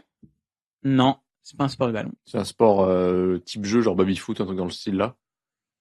Non, pas de jeu. Pas de jeu genre type bar, genre? Non, pas de jeu type bar. Vraiment, genre, je sais pas comment dire. Ni échec, ni tout comme ça, quoi. Non, pas de réflexion. Ouais, pas de jeu de plateau? Pas de jeu de plateau. C'est un peu un sport. Donc, sur l'athlétisme, il y avait... Ouais, c'est un lancer? Non, c'est pas un lancer. Mais c'est une course? Ouais, c'est une course. Oui. Quand j'ai l'athlétisme, c'est au sens large. Okay. Oui. Donc une course particulière? Ouais, une course particulière. La façon de courir est normale? Faut du moins de faire la course. Alors, c'est une course au sens général du terme. T'as un départ et l'arrivée. Ah, c'est pas forcément à pied. Enfin, c'est pas à pied. Enfin, d'accord. Non, c'est pas à pied. C'est avec un véhicule? Oui, c'est avec un véhicule. Vélo? Motorisé? Non et non. Mais vélo, tu t'approches un peu. Trottinette. Qu'est-ce que ça savon? Alors, c'est pas vraiment... Je pense que c'est des caisses à savon. C'est des voitures à pédales. Ouais, non, la caisse de savon, je sais pas même pas s'il y a des pédales. Non, je crois pas. Je crois que c'est tu balances et genre tu dois arriver C'est trop bien la voiture à pédales. C'est les et bah du coup, attends, je remonte l'anecdote. Ouais, du coup le Beuzeville sera le théâtre d'une des 14 manches du championnat de France de voitures à pédales. Comme quoi, il y a des championnats de France de tout. Notre fédération compte plus de 300 licenciés et 120 voitures. Nous avons un championnat de France, une Coupe de France et les 24 heures de Vimoutier tous les 2 ans. Putain, let's go Vimoutier, putain, il gère. C'est pas beaucoup, 300 licenciés. Ouais. Une vingtaine de voitures sont attendues avec des participants tous licenciés. C'est quoi, c'est le club de Mionnais, 300 licenciés? Je sais même pas. Ça fait un club de basket au final. Ouais, c'est ça. Hein. Mais sauf que là, c'est dans la France. C'est dans la France. Exactement. Wow, dingue. Et les équipes d'entre 1 et 4 membres peuvent se relayer. Les voitures sur 4 roues font maximum 3 mètres de long, 1 mètre de large. À l'issue, 3 classements sont effectués. Le temps, l'esthétique et le mélange des deux. L'esthétique de la trajectoire? Non, l'esthétique de la voiture. Ah oui. Ouais. Et le mélange des deux? Et le troisième, c'est le mélange des deux. Ouais, voilà, c'était tout pour les petites anecdotes. Ouais, c'est garé. Putain, on en apprend tous les jours, c'est fou. Ah bah, ça, c'est le genre d'anecdote que tu peux sortir en soirée. Oui, vous savez qu'il y a un championnat de France de voitures à pédales. À Beuzeville. À Beuzeville. Écoute, on va maintenant passer à la partie thème.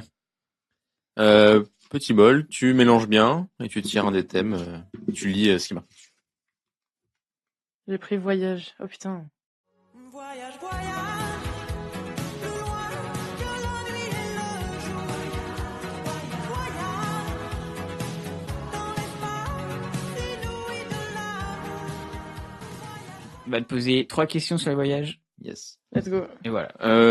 Si tu devais voyager là dans un pays, Là maintenant ouais, enfin un voyage, je sais pas, de 2-3 semaines, un mois. 2-3 semaines, un mois. Quel tu choisis? Petites vacances. Soit j'irais faire un safari au Tanzanie ou là-bas, par là-bas. J'adorerais en faire un. Tanzanie, c'est Australie. Non, Tanzanie, c'est en ça Afrique. c'est la Tasmanie, mec. L'Australie. Yes. Non, c'est en Ou Afrique. sinon, Toujours aussi bon en géographie, moi. C'est le Kenya, la Tanzanie. Oui, Ouais, du c'est coup, ça. c'est bon, j'ai juste Je confondu pense que je Tanzanie et choisirais ce Tasmanie. voyage. Le safari, je pense. Safari. Ok. En plein milieu de la nature. En plein milieu de la nature. Full cambrousse. Moi, mon grand rêve, c'est pour ça que j'ai une girafe tatouée. Et j'adorerais voir des T'as girafes. quoi tatoué? Une girafe. Une grande Ok. girafe. Là. Et j'adorais voir des girafes dans la nature. Tu sais, on a celle de Théodore, mais vas-y, paye la nature, quoi. Les girafes Grosse un peu- nature, ouais. les girafes Grave, un mais peu du coup, folles. voilà. Pourquoi folle? Bah, Mais elles ça sont va les- complètement tarées, ces girafes, mec. Ah, Ah ouais t'adores? Ouais, mais je crois que Je- les éléphants, ils se balançaient, je crois, Ouais. parce qu'ils avaient été dans les cirques et tout. Et les girafes, Je sais plus ce qu'elles font comme Mais dingueries, bon, mais elles font des dingueries. elles Hein. avaient pas. Je savais pas du tout. Enfin, en même temps, tu mets des girafes en plein milieu du long, genre. MDR. Ça va, le parc de la Tête d'Or, c'est le plus grand parc. Mais pas leur enclos. Ça, c'est clair. Pas faux, pas faux. Voilà. Ok. Deuxième voyage. Alors c'est toi, t'es obligé tu peux plus vivre en France. Dans quel pays tu vivrais le restant de ta vie? Ah. Alors moi, en plus, genre, je suis une grande vadrouilleuse, donc je devrais avoir cette réponse. Soit j'irai au Canada, à Vancouver, parce que gros coup de cœur sur le Canada. Qui est déjà allé ou... Je suis allée à Calgary. À quoi? À Calgary, c'est en Alberta. Calgary. Cagliari, je me disais ça en Italie. En gros, je suis partie un mois en fait en échange avec un organisme où en gros il y a une Canadienne qui est venue un mois ici, donc Attends. elle a connu ça pendant les Corsi, tramway et tout, t'as vu? Et c'était à ta place ou c'était... Non, elle venait dans ouais. ma famille. Et après, moi, je suis partie au mois d'août. Oui. dans C'était sa pas en famille même temps, avec quoi. elle. C'était, Non. En fait, du moins, on était correspondantes. Donc voilà. Ça va, correspondant. Mais c'était avec l'école? Non, moi, c'était un organisme. En fait, faut savoir que ça tombe. En fait, ça tombe. Mon père, mes parents avaient cette idée-là de m'envoyer à l'origine 3 mois. Sauf que mon père est mort entre-temps, entre le moment du projet, la réalisation du projet. Et ma mère, elle m'a dit, c'était un souhait avec ton père, donc tu sais quoi, tu vas partir quand même un mois. Et en fait, j'aurais pu ne pas partir, c'est pas grave, tu vois. Enfin, avec le contexte familial que j'ai eu à l'époque, c'est pas grave. Et c'était trop bien. Je pense que ça m'a permis de m'échapper à ce moment-là. Et à c'était l'époque, incroyable. tu parlais encore mieux anglais que français ou Non, à cette époque-là, je savais parler les deux. Ok. Voilà.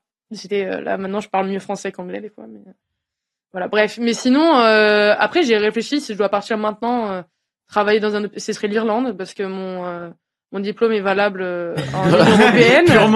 Purement professionnel. Et ouais, la mentalité irlandaise elle est trop cool. Et le truc, c'est juste qu'il fait froid et qu'il pleut. Mais voilà. Bah, Vancouver Donc, aussi, non? Non, ouais, non, ça va. Ça va, Vancouver? Ça va parce que il y a quand même, ils ont un bon été quand même Ok. au Canada. Mais par contre, l'hiver, ça casse sa mère, tu vois. Et il y a la neige, donc Alors c'est que cool. oui, Irlande, c'est plus constant toute l'année, quoi. Ouais, c'est ça. C'est un temps de mars. Je pense que j'irai, en des deux, ouais. Ça dépend quel temps de mars, parce que là, si tu parles de temps de mars de maintenant. Tu vois, ici, il fait froid et il n'y a pas de neige. C'est ça qui est nul. Alors qu'à Vancouver, il fait froid et il y a de la neige. Après, je vais quand même citer que des pays froids, alors que normalement, je suis une meuf du chaud. Mais en fait, moi, je cherche les pays où ça parle anglais.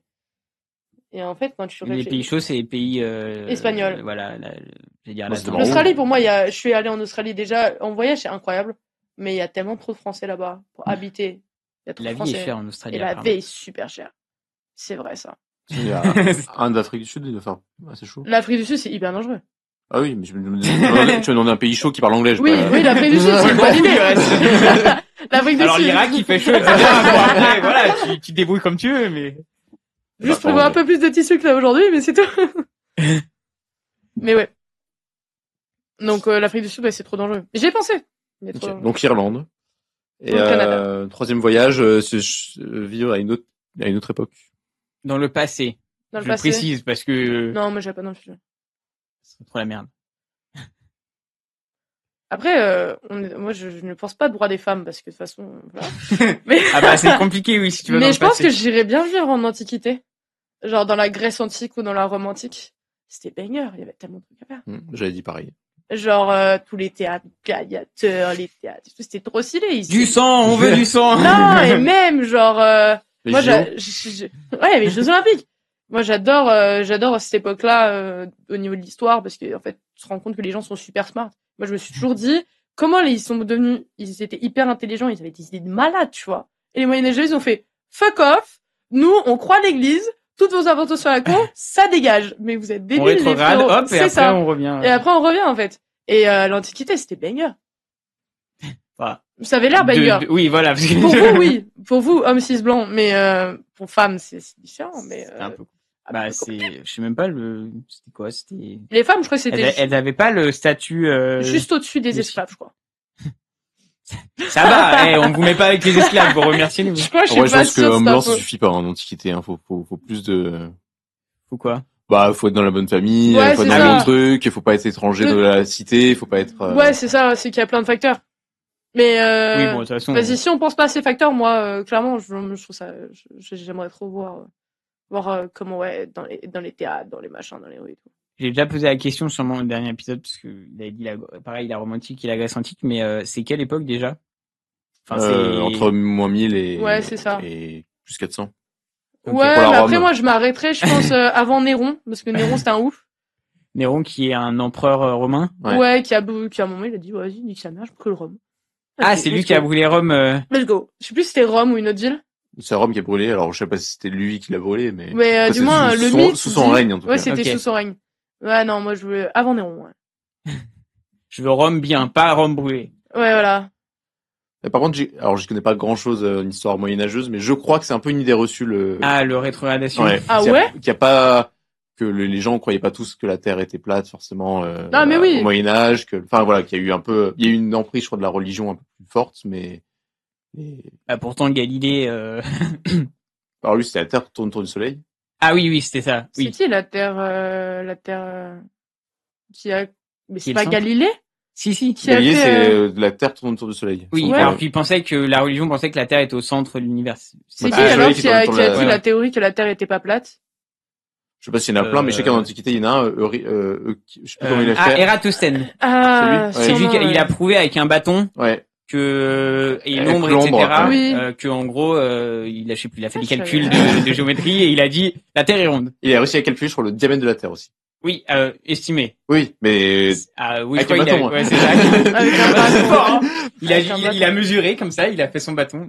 Ça m'épate, ça, ce genre de truc. Le MacGyver des études en fait. Ouais, c'est ça, un peu de l'époque aussi. Mais c'est ça. Et en plus, je crois, il était à genre 50, 100 km près, je crois, un truc comme ça. Ça va, hein. Enfin, alors je sais plus si c'est sur peut-être sur l'estimation du diamètre, je veux dire, parce que du coup il a calculé la circonférence et après il a calculé le diamètre du coup et tu vois genre je crois que le rayon c'est 6400 un truc comme ça de la Terre et genre lui il avait trouvé 6500 ou 6300 comme ça. Le gars est énervé. Le mec était plutôt chaud. Beaucoup trop chaud genre. Ouais, c'est vrai qu'en Rome antique ou Grèce antique, enfin plutôt Grèce antique t'es avec la pointe de l'élite en termes de sciences, maths, ouais, etc. c'est ça, quoi. Et même au niveau philosophie. Ouais. Au niveau de la philo, moi j'adore. Tape un petit café avec Platon. Ouais, c'est ça. C'est que moi j'ai beau être une scientifique, j'aime beaucoup la philosophie. Enfin, tout le monde va croire que ça y est, je m'intéresse. Non, en vrai, j'ai pas le temps. Mais vas-y, je sais que j'aime bien des fois écouter certains concepts et tout. Moi, j'adorais la philo en terminale. Je crois que je suis une de ces rares personnes sur Terre. Et en fait, quand tu regardes la mentalité de l'Antiquité, ce serait trop intéressant de ça, se taper un café avec Platon. Se taper, je sais pas, ou genre discuter avec... il y avait pas de café à l'époque, par contre. Ouais. Quoi? Il y avait pas de café à l'époque. Ouais, non, mais ouais, ça, par contre. Ah, beaucoup, les Grecs, c'était pas très bon. Ils ont réussi à découvrir l'Amérique avant. C'est peut-être ça qui me manquerait. Oui. J'étais en mode, je vois que tu fais du sarcasme, mais je comprenais pas pourquoi tu faisais genre, est-ce qu'il y avait pas encore de commerce et tout comme ça? J'étais en mode. C'est un guide premier degré. Non, mais je savais, mais j'étais en mode, comment ça, le café était pas là? C'est ça. Ouais, mais ça, c'est le gros point noir de l'Antiquité. Moi, je suis une énorme consommatrice de caféine. Moi, j'ai réussi on dirait que je sors d'un sevrage d'alcool, mais j'ai réussi à stopper le café. Enfin, c'est une addiction, mec. Moi, j'ai 2 addictions, c'est la nicotine et la caféine. Clairement. Le fameux café clope. Le sang. Comment on fait pour faire un deuil à 13-14 ans? C'est ça quel âge j'avais? Ouais, il y a pas de protocole. Comment tu l'as vécu, toi? Pas bien, Moi, je m'attendais pas à cette question. Moi non plus, j'avoue. Je suis en mode d'habitude, petite question sympa et tout. Ah, vas-y, on peut aborder tous les sujets. Ouais, non, mais carrément, mais en fait, c'est une super bonne question. C'est une super bonne question. T'as pas beaucoup des... Surtout que, moi, à ce moment-là, comment j'ai réagi? Moi, je sais pas. Genre, mon cerveau, il a dit, continue. C'est-à-dire que, pour moi, c'était un fait. C'était pas, moi, je m'en rendais pas compte. Faut savoir que mon père, en plus, il a disparu avant d'être retrouvé. On l'a retrouvé 1 mois après. Et à ce moment-là, moi, genre, je sais pas pourquoi inconsciemment je savais qu'il était mort. Et à ce moment-là, je me dis bon, ok, ça c'est fait. Vas-y, j'y pense pas. Moi, je continue. J'ai ma vie au collège, machin. Et j'avoue que des fois, tu sais, à ce moment-là, je m'en rendais pas compte. C'est tout. C'est juste, je m'en rendais pas compte. Et en fait, quand même à son enterrement, enfin, ma mère me disait on l'a retrouvé. Pour moi, je me dis ok, on l'a retrouvé. Bref, du coup, moi, j'ai des devoirs. Quoi. Et c'est en fait moi ce que j'appelle le mode marche ou crève. C'est-à-dire qu'à ce moment-là, ton cerveau, il se dit, je sais pas comment on fait, mais on se met en mode auto et on se fait pas de mal. C'est-à-dire que genre tu fais les trucs par réflexe et t'y réfléchis pas. Et je sais qu'il y a beaucoup de gens qui, quand t'as des gros traumatismes, tu l'as le marche ou crève et ça te permet de rester debout. Et moi, c'est ce qui m'a permis de rester debout. Ou par exemple, j'ai fait, quand on me disait mais tu te rends compte et tout, ouais, je me rends compte. Mais c'est pas que lui est mort que moi je vais continuer, je vais arrêter de vivre aussi. Par contre, je m'en suis rendu compte parce que du coup, j'étais dans un énorme déni pendant 3 ans. Pour moi, c'était juste un fait. Mon père est mort. Et en fait, 3 ans après, je suis partie du coup en Australie. Et du coup, j'étais dans une famille, c'était une famille très soudée. Et donc, il y avait un père et tout. Et après, en fait, je suis revenue d'Australie. Et là, ça m'a mis une énorme baffe. Je suis revenue chez moi et je fais ah mais en fait, j'ai pas de daron. Enfin, j'ai plus de daron. Genre le contre-coup. Ouais, c'est ça. C'est que. Après. Et là, tu te rends compte, parce qu'en plus, c'est même pas un accident de voiture ou quelque chose. C'est ton père, il a voulu se tuer, il a réussi, tu vois. Et en fait, ouais, c'est 3 ans après que je m'en suis rendu compte du fait qu'il est mort. Ma mère n'en parlait jamais. Pour ma mère, c'est un sujet tabou. Mon frère, on en a parlé que récemment. Mon frère, il a 5 ans moins, donc lui, il avait 8 ans. Et c'est toujours un traumatisme. Et là, maintenant, je le vis mieux. Mais quand t'as 13-14 ans, tu t'y penses pas. Tu fais de ouf. Et pour moi, je pense que je serai jamais guérie de cette blessure parce que ça reste quand même un père et tout. Et en plus, ouais, voilà, le suicide, c'est un côté particulier où moi j'avais cette phrase quand moi je suis borderline, du coup j'ai des phases dépressives et en phase dépressive j'ai une phrase qui est horrible pour mes proches. C'est regardez, je suis la priorité de personne, j'ai même pas été la priorité de mon père parce que du coup il s'est tué, tu vois. Et cette phrase, elle est infâme, mais elle est tellement vraie. Parce que du coup, un gamin qui se dit, qui voit que son père, il a, même toi, t'as même pas réussi à le retenir, alors que normalement, t'as sa raison d'être, normalement. Voilà, t'es sa raison d'être. Il t'a mis au monde, donc, voilà. Bah, c'est vrai. Et, pour moi, il sera jamais guéri cette blessure. Maintenant, tu vis avec, en fait. Il y a des moments où de down, ou parce que, voilà, il y a des dates dans l'année, tu sais très bien que tu vas être moins bien, parce que l'inconscient, c'est un connard, il fait réfléchir à plein de choses inconsciemment, et du coup, la conscience me dit, je vais pas bien, je comprends pas pourquoi. Ah, tu regardes la date, je comprends pourquoi. Et ouais, tu vis avec, c'est tout. Surtout que mon frère, lui, il avait 8 ans, et donc moi j'en avais 13, et j'ai vraiment vécu avec lui, c'est-à-dire que moi, genre, 13 ans, c'est quand même beaucoup. Et genre, mon père m'a apporté énormément de valeur, enfin, moi, le basket, c'est grâce à lui, j'avoue que mon père m'a apporté beaucoup de choses, et donc, te dire que une des personnes qui t'a éduqué est décédée, et du coup, tu vas devoir continuer sans ce pilier-là, c'est chaud. Et ouais, à ce moment-là, je sais pas, tu fais pas de deuil à 13-14 ans. T'en fais un deuil après, parce que tu te rends compte. Voilà. Et tu l'as fait à 16 ans, du coup, au retour, ou t'as juste eu... Le truc, c'est que moi, genre, en fait, je sais même pas faire un deuil. Je sais même pas quand c'est le premier processus de deuil, genre... Je sais qu'il y a plusieurs phases, du coup, parce que moi, je me suis intéressée en mode, je comprends pas pourquoi je suis toujours triste. Pourquoi? Je vais demander à Google. Tiens, c'est bizarre, le fait que mon père ne soit plus là. Ça pourrait peut-être une raison pour Au début, en fait, moi, du coup, j'ai eu la phase de déni, après, j'ai eu la phase de colère. Ouais, tu nous as abandonnés. Vas-y, t'es pas cool. Après, t'es triste. Après, tu l'acceptes. Je suis avec. Genre, je l'ai pas, pour moi, genre, je l'ai peut-être possiblement pas fini. Et, non, je l'ai pas fini. Parce que je sais qu'il y aura des moments importants dans ma vie. Par exemple, moi, je veux construire une famille, je veux me marier, tu vois. Mais je pense qu'à ce moment-là, le fameux deuil, tu vois, je pense que, tu sais, j'aurais quand même la larme aux yeux. Pour que j'ai encore les larmes aux yeux quand j'habite Nyonnais, c'est pas pour rien, tu vois. Pour moi, je l'ai pas fini. Je sais pas quand je finirai. Pour moi, un deuil ne se fait pas en un nombre d'années précis, tu vois. Oui. Chacun Tu peux son très rythme. bien le vivre et puis C'est pour ça que des moi, fois c'est infini quoi. Enfin infini. Moi, je pense qu'il sera jamais fini. Tu vois, et en plus, donc ma grand-mère est décédée là il y a 2 ans, tu vois, et c'était sa mère. Et en fait, tu te rends compte que perdre un parent déjà à cet âge-là, c'est chaud, et en plus, ça va t'apporter d'autres pas de problèmes. Mais moi, j'ai dû gérer l'héritage de ma grand-mère, par exemple, tu vois, avec mon grand-père et tout, et donc ça t'apporte plein de trucs. Et ça a fait des problèmes dans ta famille ou non, c'est juste, c'est qu'en gros, genre c'est tout un processus. C'est-à-dire, en fait, le truc c'est que perdre un parent aussi jeune, ça te montre la réalité de la vie. Et en fait, ça te fait avoir des problèmes d'adultes beaucoup trop tôt.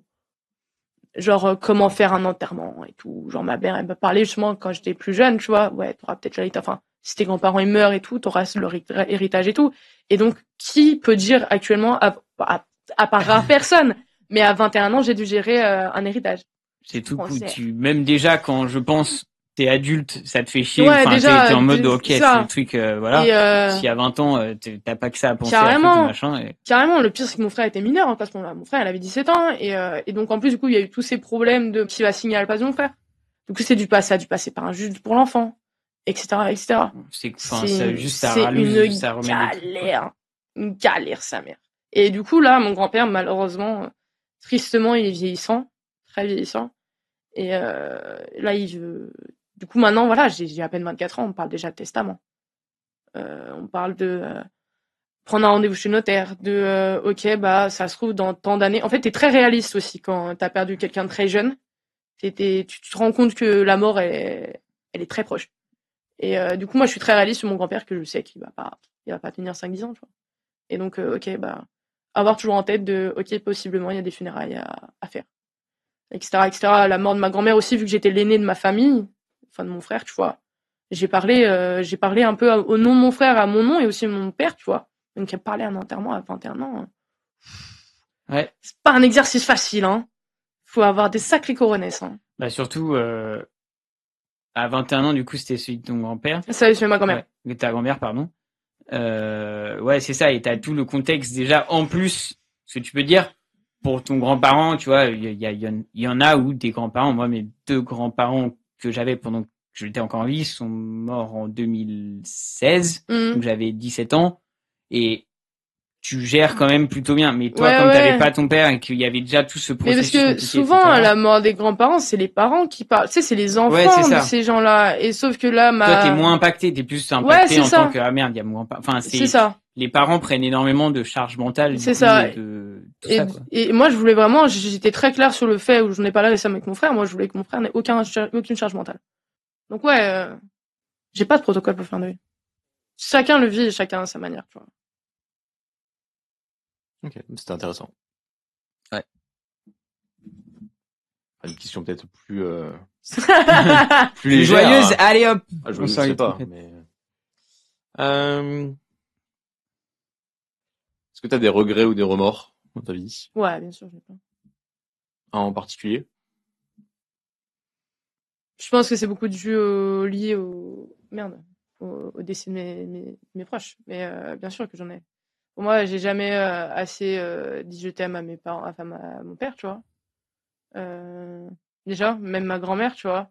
Mon grand regret, c'est que mentalement, je n'ai pas réussi, parce que ma grand-mère est morte d'un cancer, je n'ai pas réussi à être à son chevet plus longtemps. Parce que ça me faisait trop mal. Et comme là, mon grand-père, quand je le vois vieillissant, et j'arrive pas à rester plus longtemps avec lui, tu vois. Et je regrette, je me dis, je vais le regretter. Je vais le regretter de ouf, mais sauf que je n'y arrive pas. Et je pense que ça a toujours été un regret, tu vois. Maintenant, si tu penses pas, hein. C'est pas, enfin, ouais, j'en ai, c'est clair. Après, je trouve que ça sert à rien de regretter. Et, ou d'avoir des remords. Genre, en mode, c'est pour ça que, moi, je suis très dans le truc de, vas-y, fais-le. Et comme ça, au moins, tu l'as fait. C'est peut-être une connerie. Oui, non, mais t'auras peut-être pas d'autres occasions de le faire, des fois, des choses. Exactement. C'est-à-dire que, par exemple, la Slovénie, on en a parlé, sur le coup, je me dis, ouais, financièrement, c'est pas ouf. Peut-être que, moi aussi, machin, les gens. Vas-y. Si j'y vais pas maintenant, j'y vais quand en vrai. Je vais quand en vrai. Tu vois, c'est un exemple. Mais il y a plein d'exemples comme ça, tu vois. Donc moi maintenant, après tout ça, tu vois, genre je me suis dit, je veux plus en avoir. Et si j'ai envie de faire un truc, si ça rentre dans le cadre légal et ça rentre dans le cadre financier, bien. C'est quoi un assassinat au final? Non mais tu vois, par exemple, j'ai un exemple tout con, le déménagement de mon appart, tu vois. Mode, en vrai, ça fait pas tant longtemps que je suis avec mon copain, tu vois. Mais en fait, le truc c'est que mon labo il déménage à Bron, tu vois, donc c'est cher loin. Moi, j'avais juste besoin en fait, on se voyait tout le temps avec mon gars, tu vois, tous les soirs, et je me dis, économiquement et pratiquement, c'est mieux. Et tout le monde fait, ouais, c'est un risque et tout. Ouais, peut-être. C'est un risque, dans Vénissieux, tu veux dire? Non, c'est un risque d'emménager tous les deux aussi. Oula, dans la Non, mais je sais pas, c'est un risque. Non, mais c'est un risque d'emménager. Ouais, oui, c'est parce que c'est récent, nous deux, tu vois. Ah oui, voilà. C'est un risque, tu vois, d'emménager aussi vite, mais je me dis, en vrai, on connaît des déménagements qui se sont mal passés. Oui, mais tu vois, là sur le coup, je me dis en vrai, genre, si j'essaie pas, je sais pas. Oui, puis de toute façon, c'est qu'au bout d'un moment, il y aurait sûrement si ça avait continué, vous aurez été déménagés ensemble, donc au moins là tu sais, d'autant plus tôt si ça le fait pas entre vous deux ou pas. Tu vois, en mode lui aussi il veut un truc plus grand, tu vois. Donc je me dis let's go et let's go de ouf. Est-ce que tu as confiance en toi? Non. Allez hop, question suivante.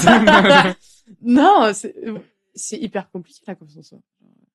Surtout que moi j'ai été harcelée de la 3e à la terminale.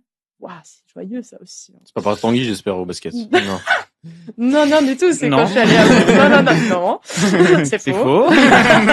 Non, et donc en fait, surtout quand t'as un passé d'harcelé, avoir confiance en soi, c'est chaud. Hein. Parce que... ta confiance, elle est détruite. Elle est full détruite. Et en fait, pour moi, confiance en soi, tu l'as pas au max. Pour moi, je sais que je l'aurais pas au max. Et j'aime bien faire genre. Mais par contre, je me pose 1 milliard de questions dans ma tête. Mais nombre de questions qui s'y passent. Bon, en plus, j'ai peur de l'abandon. Donc imagine avec mon gars, j'ai pas de confiance en l'humain que je suis pour me dire que vas-y, je suis une bonne humaine pour être avec mon gars, tu vois. Il y a des moments, c'est comme ça, tu vois. Ouais, après, je pense que poser 1 milliard de questions, des fois, ça veut pas forcément dire un manque de confiance en soi. Ouais, mais après, quand c'est 1 milliard de questions. Si tu te remets en question, toi. Mais moi, je me remets tout le temps en question, gars. J'essaye de moins le faire, mais tout le temps de ouf. Moi, je mets à chaque fois au taf. Bon, c'est pas, je pense loin d'être à ton niveau, à mon avis. Ouais. Mais c'est à chaque fois au taf. Et mon manager il me dit, genre, des fois, t'as fait un truc, c'est bien, machin, et je me remets trop en question. Des fois trop. Alors que des fois, c'est juste, c'est bien, t'as fait, enfin, genre, tu sais, il y a pas besoin.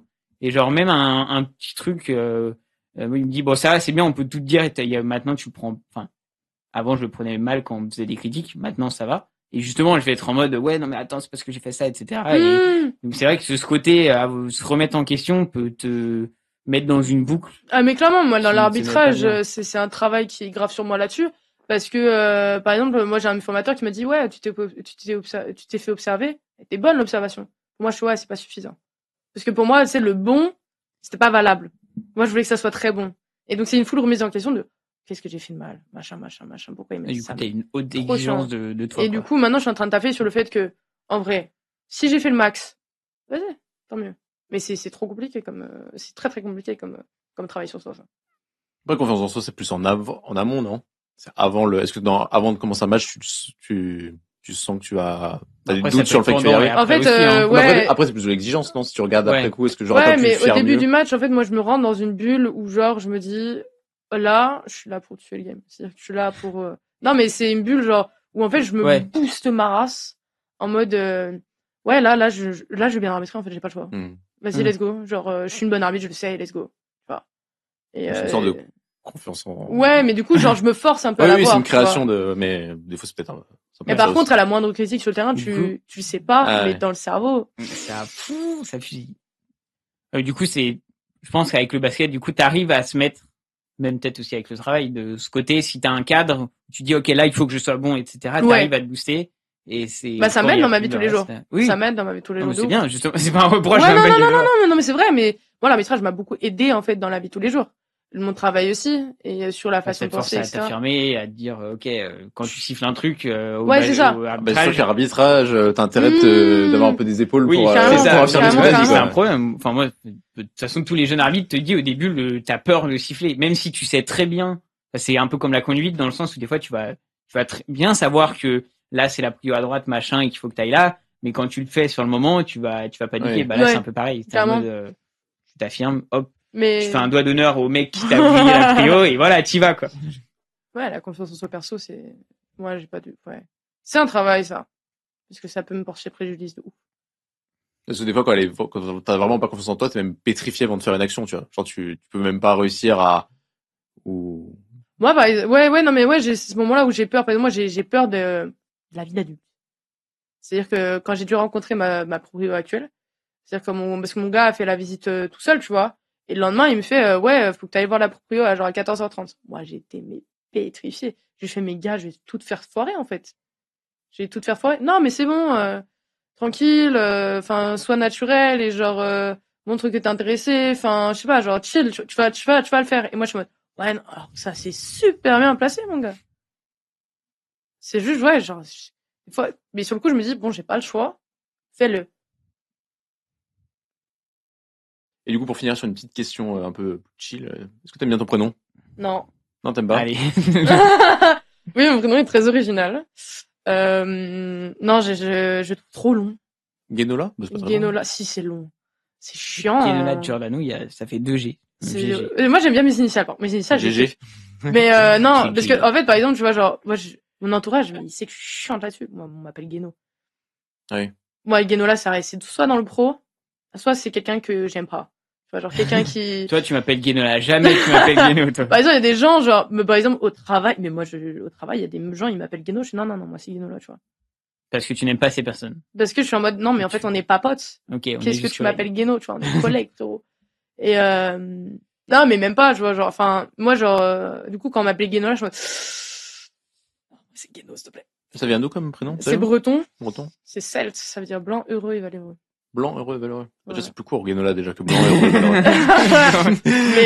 mais non, et ouais, en fait, moi, j'ai toujours été complexée par ce prénom parce que, genre, tu sais, t'as toutes les vannes sur granola et tout. Horrible. Ouais, j'y avais pas pensé, ouais. Genre, j'y avais pensé au moment où t'as posé la question, je fais oui, bah, c'est sûr. Tout le monde y pense. Par exemple, genre, G-U-E, ça se dit gueux, c'est la langue française, tout le monde dit goué.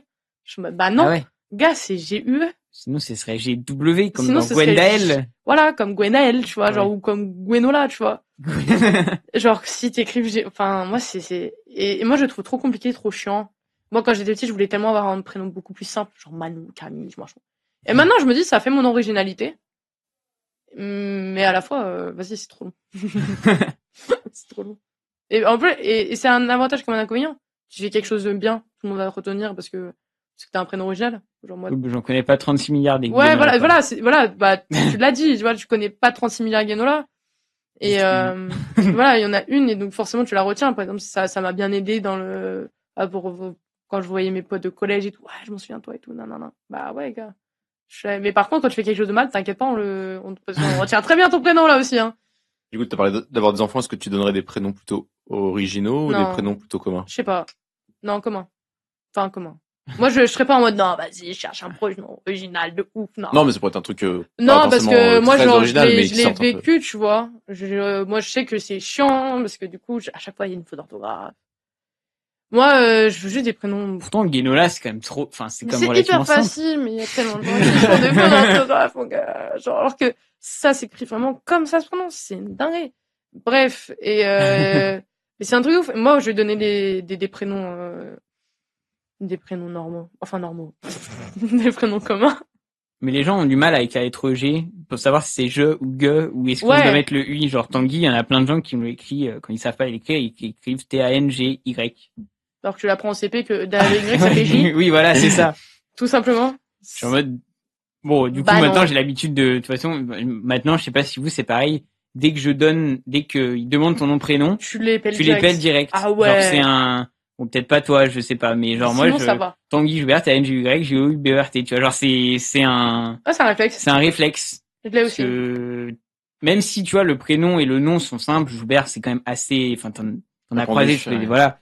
Donc, les gens, normalement, ça, mais du coup, par réflexe, hop, moi, j'appelle que mon prénom. Bah, si mon nom de famille, je l'appelle aussi. Parce que tout le monde écrit avec un J.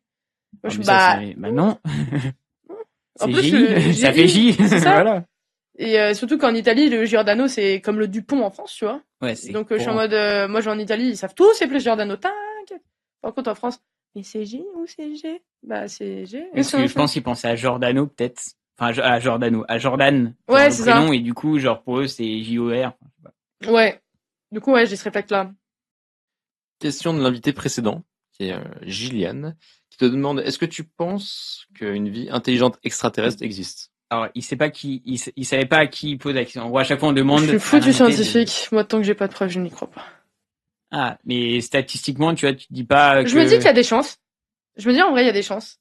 Ok. Mais moi genre mon film préféré c'est Gardien Galaxy, donc forcément tu vois, je me dis en vrai. Mais sur mon côté cartésien, je me dis ouais, enfin je sais pas, genre tant que c'est pas prouvé, moi j'y crois pas. Comme Saint Thomas, tu ne crois que ce que tu vois. Ouais, je suis un peu Saint Thomas, clairement.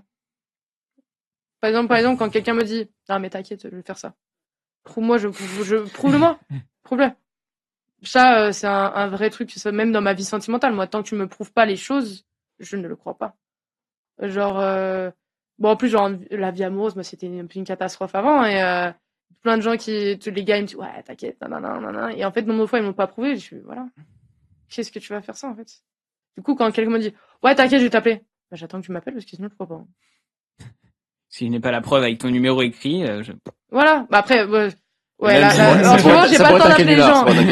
Après, moi, j'ai pas le temps d'appeler les gens maintenant. Oui. J'ai pas le temps, mais moi, je vais le faire, tu vois. Tant que tu m'as pas dit tel jour, telle date, je vois pas. Ok, donc il va falloir que j'organise ce match de basket parce que j'ai dit ouais, on s'organisera et tout.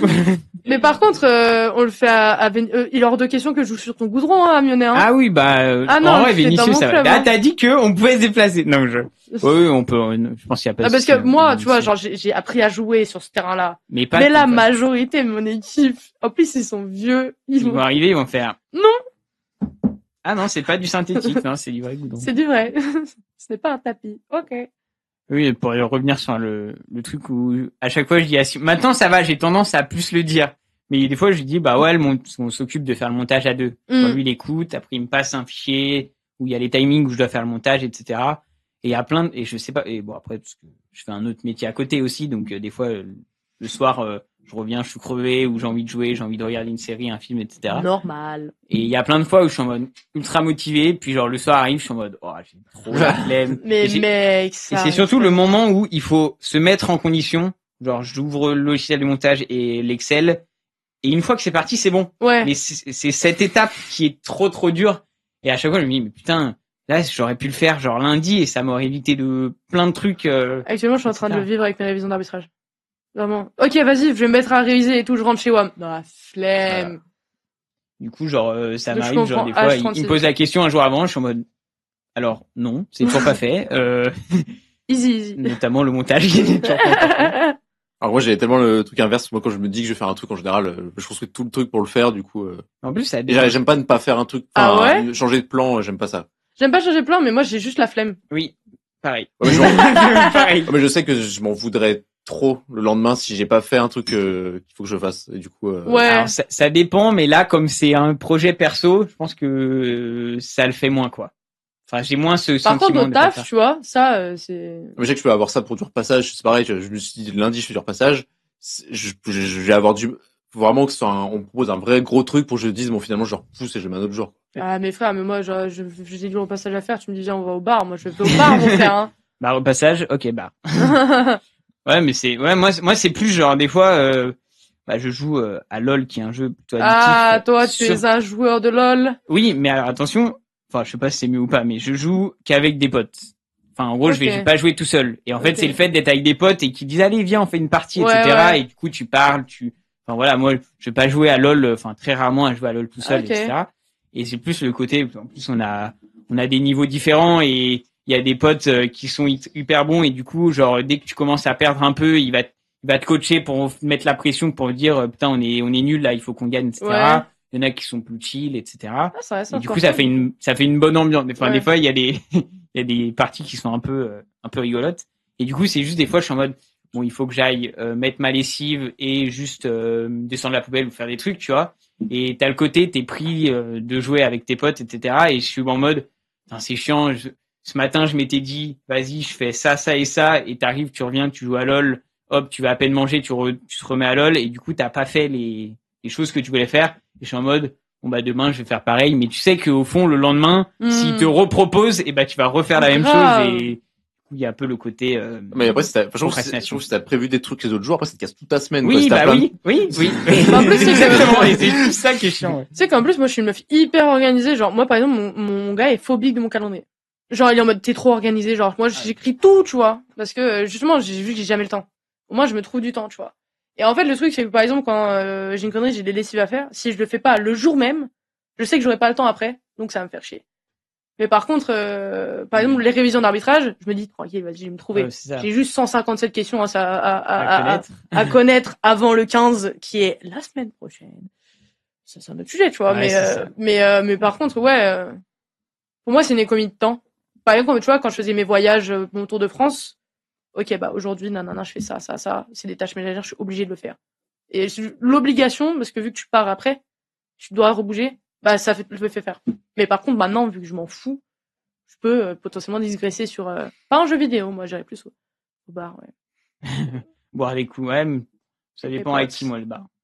Ça me dérange pas de C'est sortir, que mais en fait, au bout de 2 heures, je suis en mode, allez, j'en ai marre, j'ai envie de rentrer. Ouais. Ah ouais, t'es le genre de pélo? Enfin, ok, non, mais j'aime bien, et il y a un moment, mais ça peut être dans les soirées, ça peut être dans les concerts, ça peut être n'importe quoi. Il y a un moment où j'en ai marre, j'ai envie de rentrer. Ouais. Et du coup, genre là, c'est dur de rester et de dire, bon, bah, attends, t'es team introverti, toi, du coup. Non, casanier plus. Casanier, ouais, genre c'est vraiment, ça. J'aime bien sortir, juste tu parles et tout, et dès que ça me fait chier, je suis en mode. Tu casses. J'ai envie de me casser, du coup. Bah, des fois, la conversation arrive. J'ai besoin de voir des gens. Je te jure, j'en ai nécessaire. Moi, je suis l'inverse. Moi, je suis de l'opposé. Genre, moi, là, en ce moment, je me dis que, ce moment, j'ai une grande réflexion dans ma vie, c'est je vieillis parce que je sors plus. Depuis que je suis embauchée dans mon nouveau taf en décembre, je sors plus. Et ça me fait chier. Par contre, si je suis chez moi, je peux parler, même au taf ou machin, tu peux demander à Simon, je vais être le premier à parler sur Messenger dans les conves, à parler à 5 personnes en même temps, etc. Oui. Ouais, mais du coup, c'est là la différence. Oui, c'est ça. Chez toi. Ok. Mais je veux dire, c'est pour ça que je dis, je suis sociable. Ouais. Mais casanier, un peu. Ouais. J'aime bien quand je suis chez moi. Ouais, c'est cool aussi. Mais après, tu vois, j'aime bien aussi, j'ai besoin de faire du sport, défiler, etc. Mais la barre se réduit très vite, tu vois, de côté un peu, et quand ça me saoule, après, je suis en mode, du coup, t'es là, t'écoutes pas vraiment, ou t'es sur ton tel, etc. Donc, en mode, autant rentrer. Ouais, carrément. Voilà. Je comprends. Voilà. Moi, je sais pas, moi, je peux passer des heures et des heures.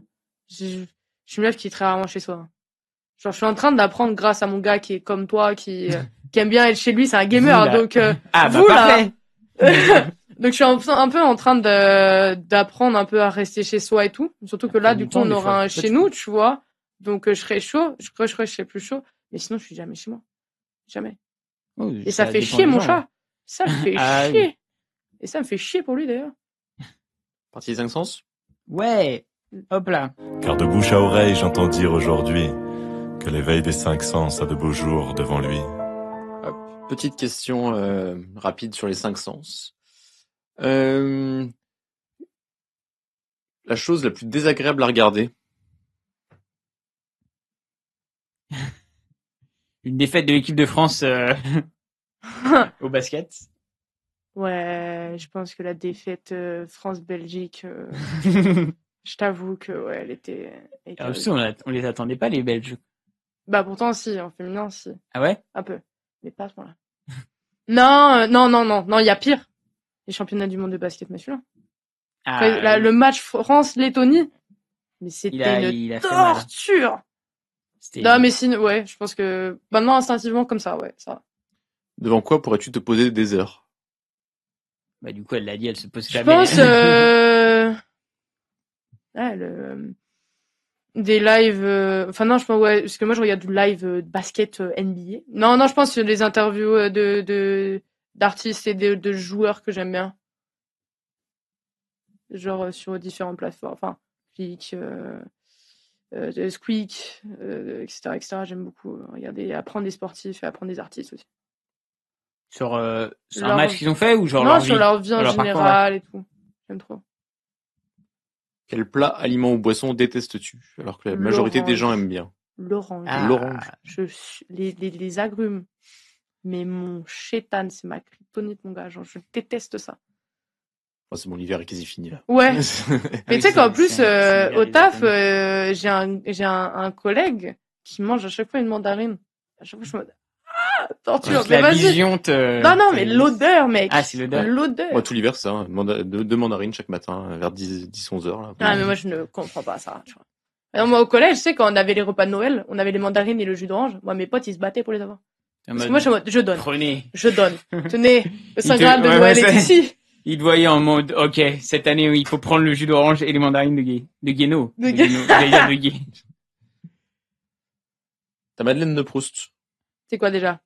C'est un aliment qui te rappelle un souvenir d'enfance quand tu le remanges. J'ai une tarte aux pommes de ma grand-mère. Ma grand-mère, c'est toujours des tartes aux pommes. C'était une C'est dingue. validé, ça rentre dans la case Madeleine de Proust. La sensation la plus pénible. Sensation, c'est-à-dire sensation physique. Ouais. De pas réussir à bouger et à faire ce que tu veux. Quand j'étais bloqué des cervicales, c'était horrible. Genre le fait d'être blessé, de... Ouais, voilà, le fait d'être blessé. Le fait d'être blessé et de pas, enfin, je suis sportive, j'ai multiples blessures, tu vois. Ne pas réussir à faire un truc que normalement t'es censé. Ouais, c'est ça. Et du coup, ça me saoule, ça m'énerve. Les cervicales, à un moment, genre, moi, je voulais juste, genre, bouger. Bah, tu vois, dimanche dernier, moi, je voulais pas rester dans le lit, tu vois. Et je voulais faire les trucs moi-même. Parce que je me suis dit, vas-y, le samedi, on en profite que du coup, genre, j'ai annulé tous mes matchs, vas-y, on en profite pour vite faire ranger l'appart. Et je me dis, vas-y, tranquille, je me débrouille. Et mon gars, il fait, mais tu vas pas réussir. Et en fait, ça m'a saoulé que je puisse pas réussir juste parce que, bah, je m'étais bloqué une cervicale, tu vois. Donc, ouais, elle est blessée. Et l'activité manuelle la plus satisfaisante. Qu'est-ce que je fais en manuel? Écrire.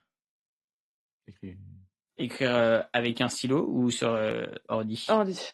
Écrire, je sais pas si c'est manuel, du coup. Oui, si. Si, moi, genre, des fois, j'aime bien me libérer le mental par l'écriture.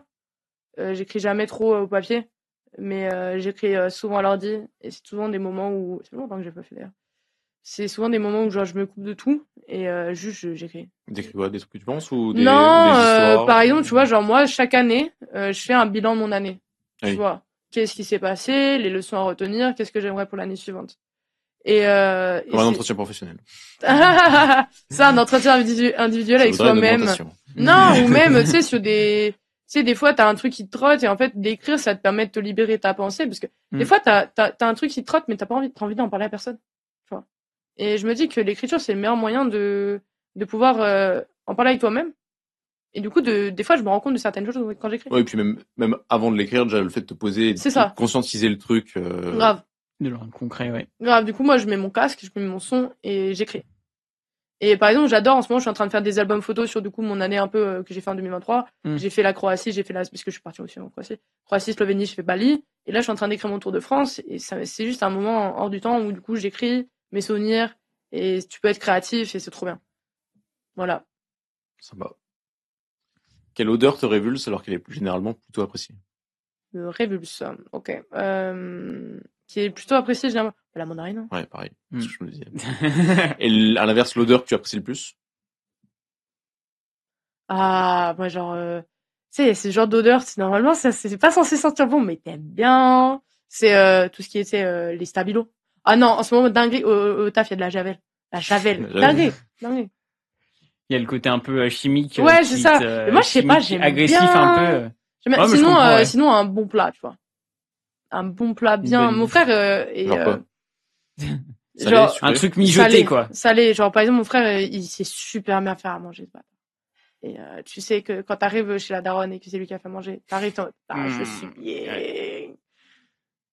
Genre un bon bœuf bourguignon, une blanquette de veau. Ouais, un truc qui est mijoté, quoi. Un truc bien mijoté, bien. Ah ouais, tu te dis, là, je vais me démonter le bide et je vais être bien. Et après, tu dors. Tu fais la Et sieste. j'adore, c'est ça. Ah, j'ai bien mangé. Le son le plus insupportable? C'est le dit. Je sais pas, genre, tu sais, cette voix, tes acouphènes. Ah oui. Les acouphènes, je dis pas. J'ai pas ce problème, moi. Ou sinon, les alarmes d'automates. C'est genre, t'as un automate qui bip, bip, bip, et t'es en mode, je peux pas actuellement t'arrêter, alarme. Stop. Tais-toi. Tu me mets en retard avec ta foutue alarme. Hier, j'ai fini une demi-heure en retard parce qu'il y avait un putain d'automate qui ne marche pas. Enfin, qui est censé marcher, mais qui ne fonctionne pas trop. Du coup, il dit un peu wasp. Mais bref, truc d'ensemencement et juste en mode, mais tais-toi. Voilà. Et pour finir, le son le plus relaxant.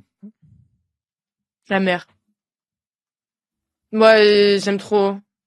Genre, je sais que il y a un jour dans ma vie où j'irai habiter à côté de la mer ou l'océan. Parce que il y a ce genre, quand je bouge en vacances, que ce soit l'océan ou la mer, je me pose sur cette plage et j'écoute. Et je me pose et juste genre, je suis détendue. Pour une hyperactive, c'est compliqué d'être détendue, tu vois. Vraiment. Et juste, t'es là. Et en plus, moi, la mer me prodigue un sentiment de liberté. Et moi, c'est un des sentiments que je préfère. La liberté.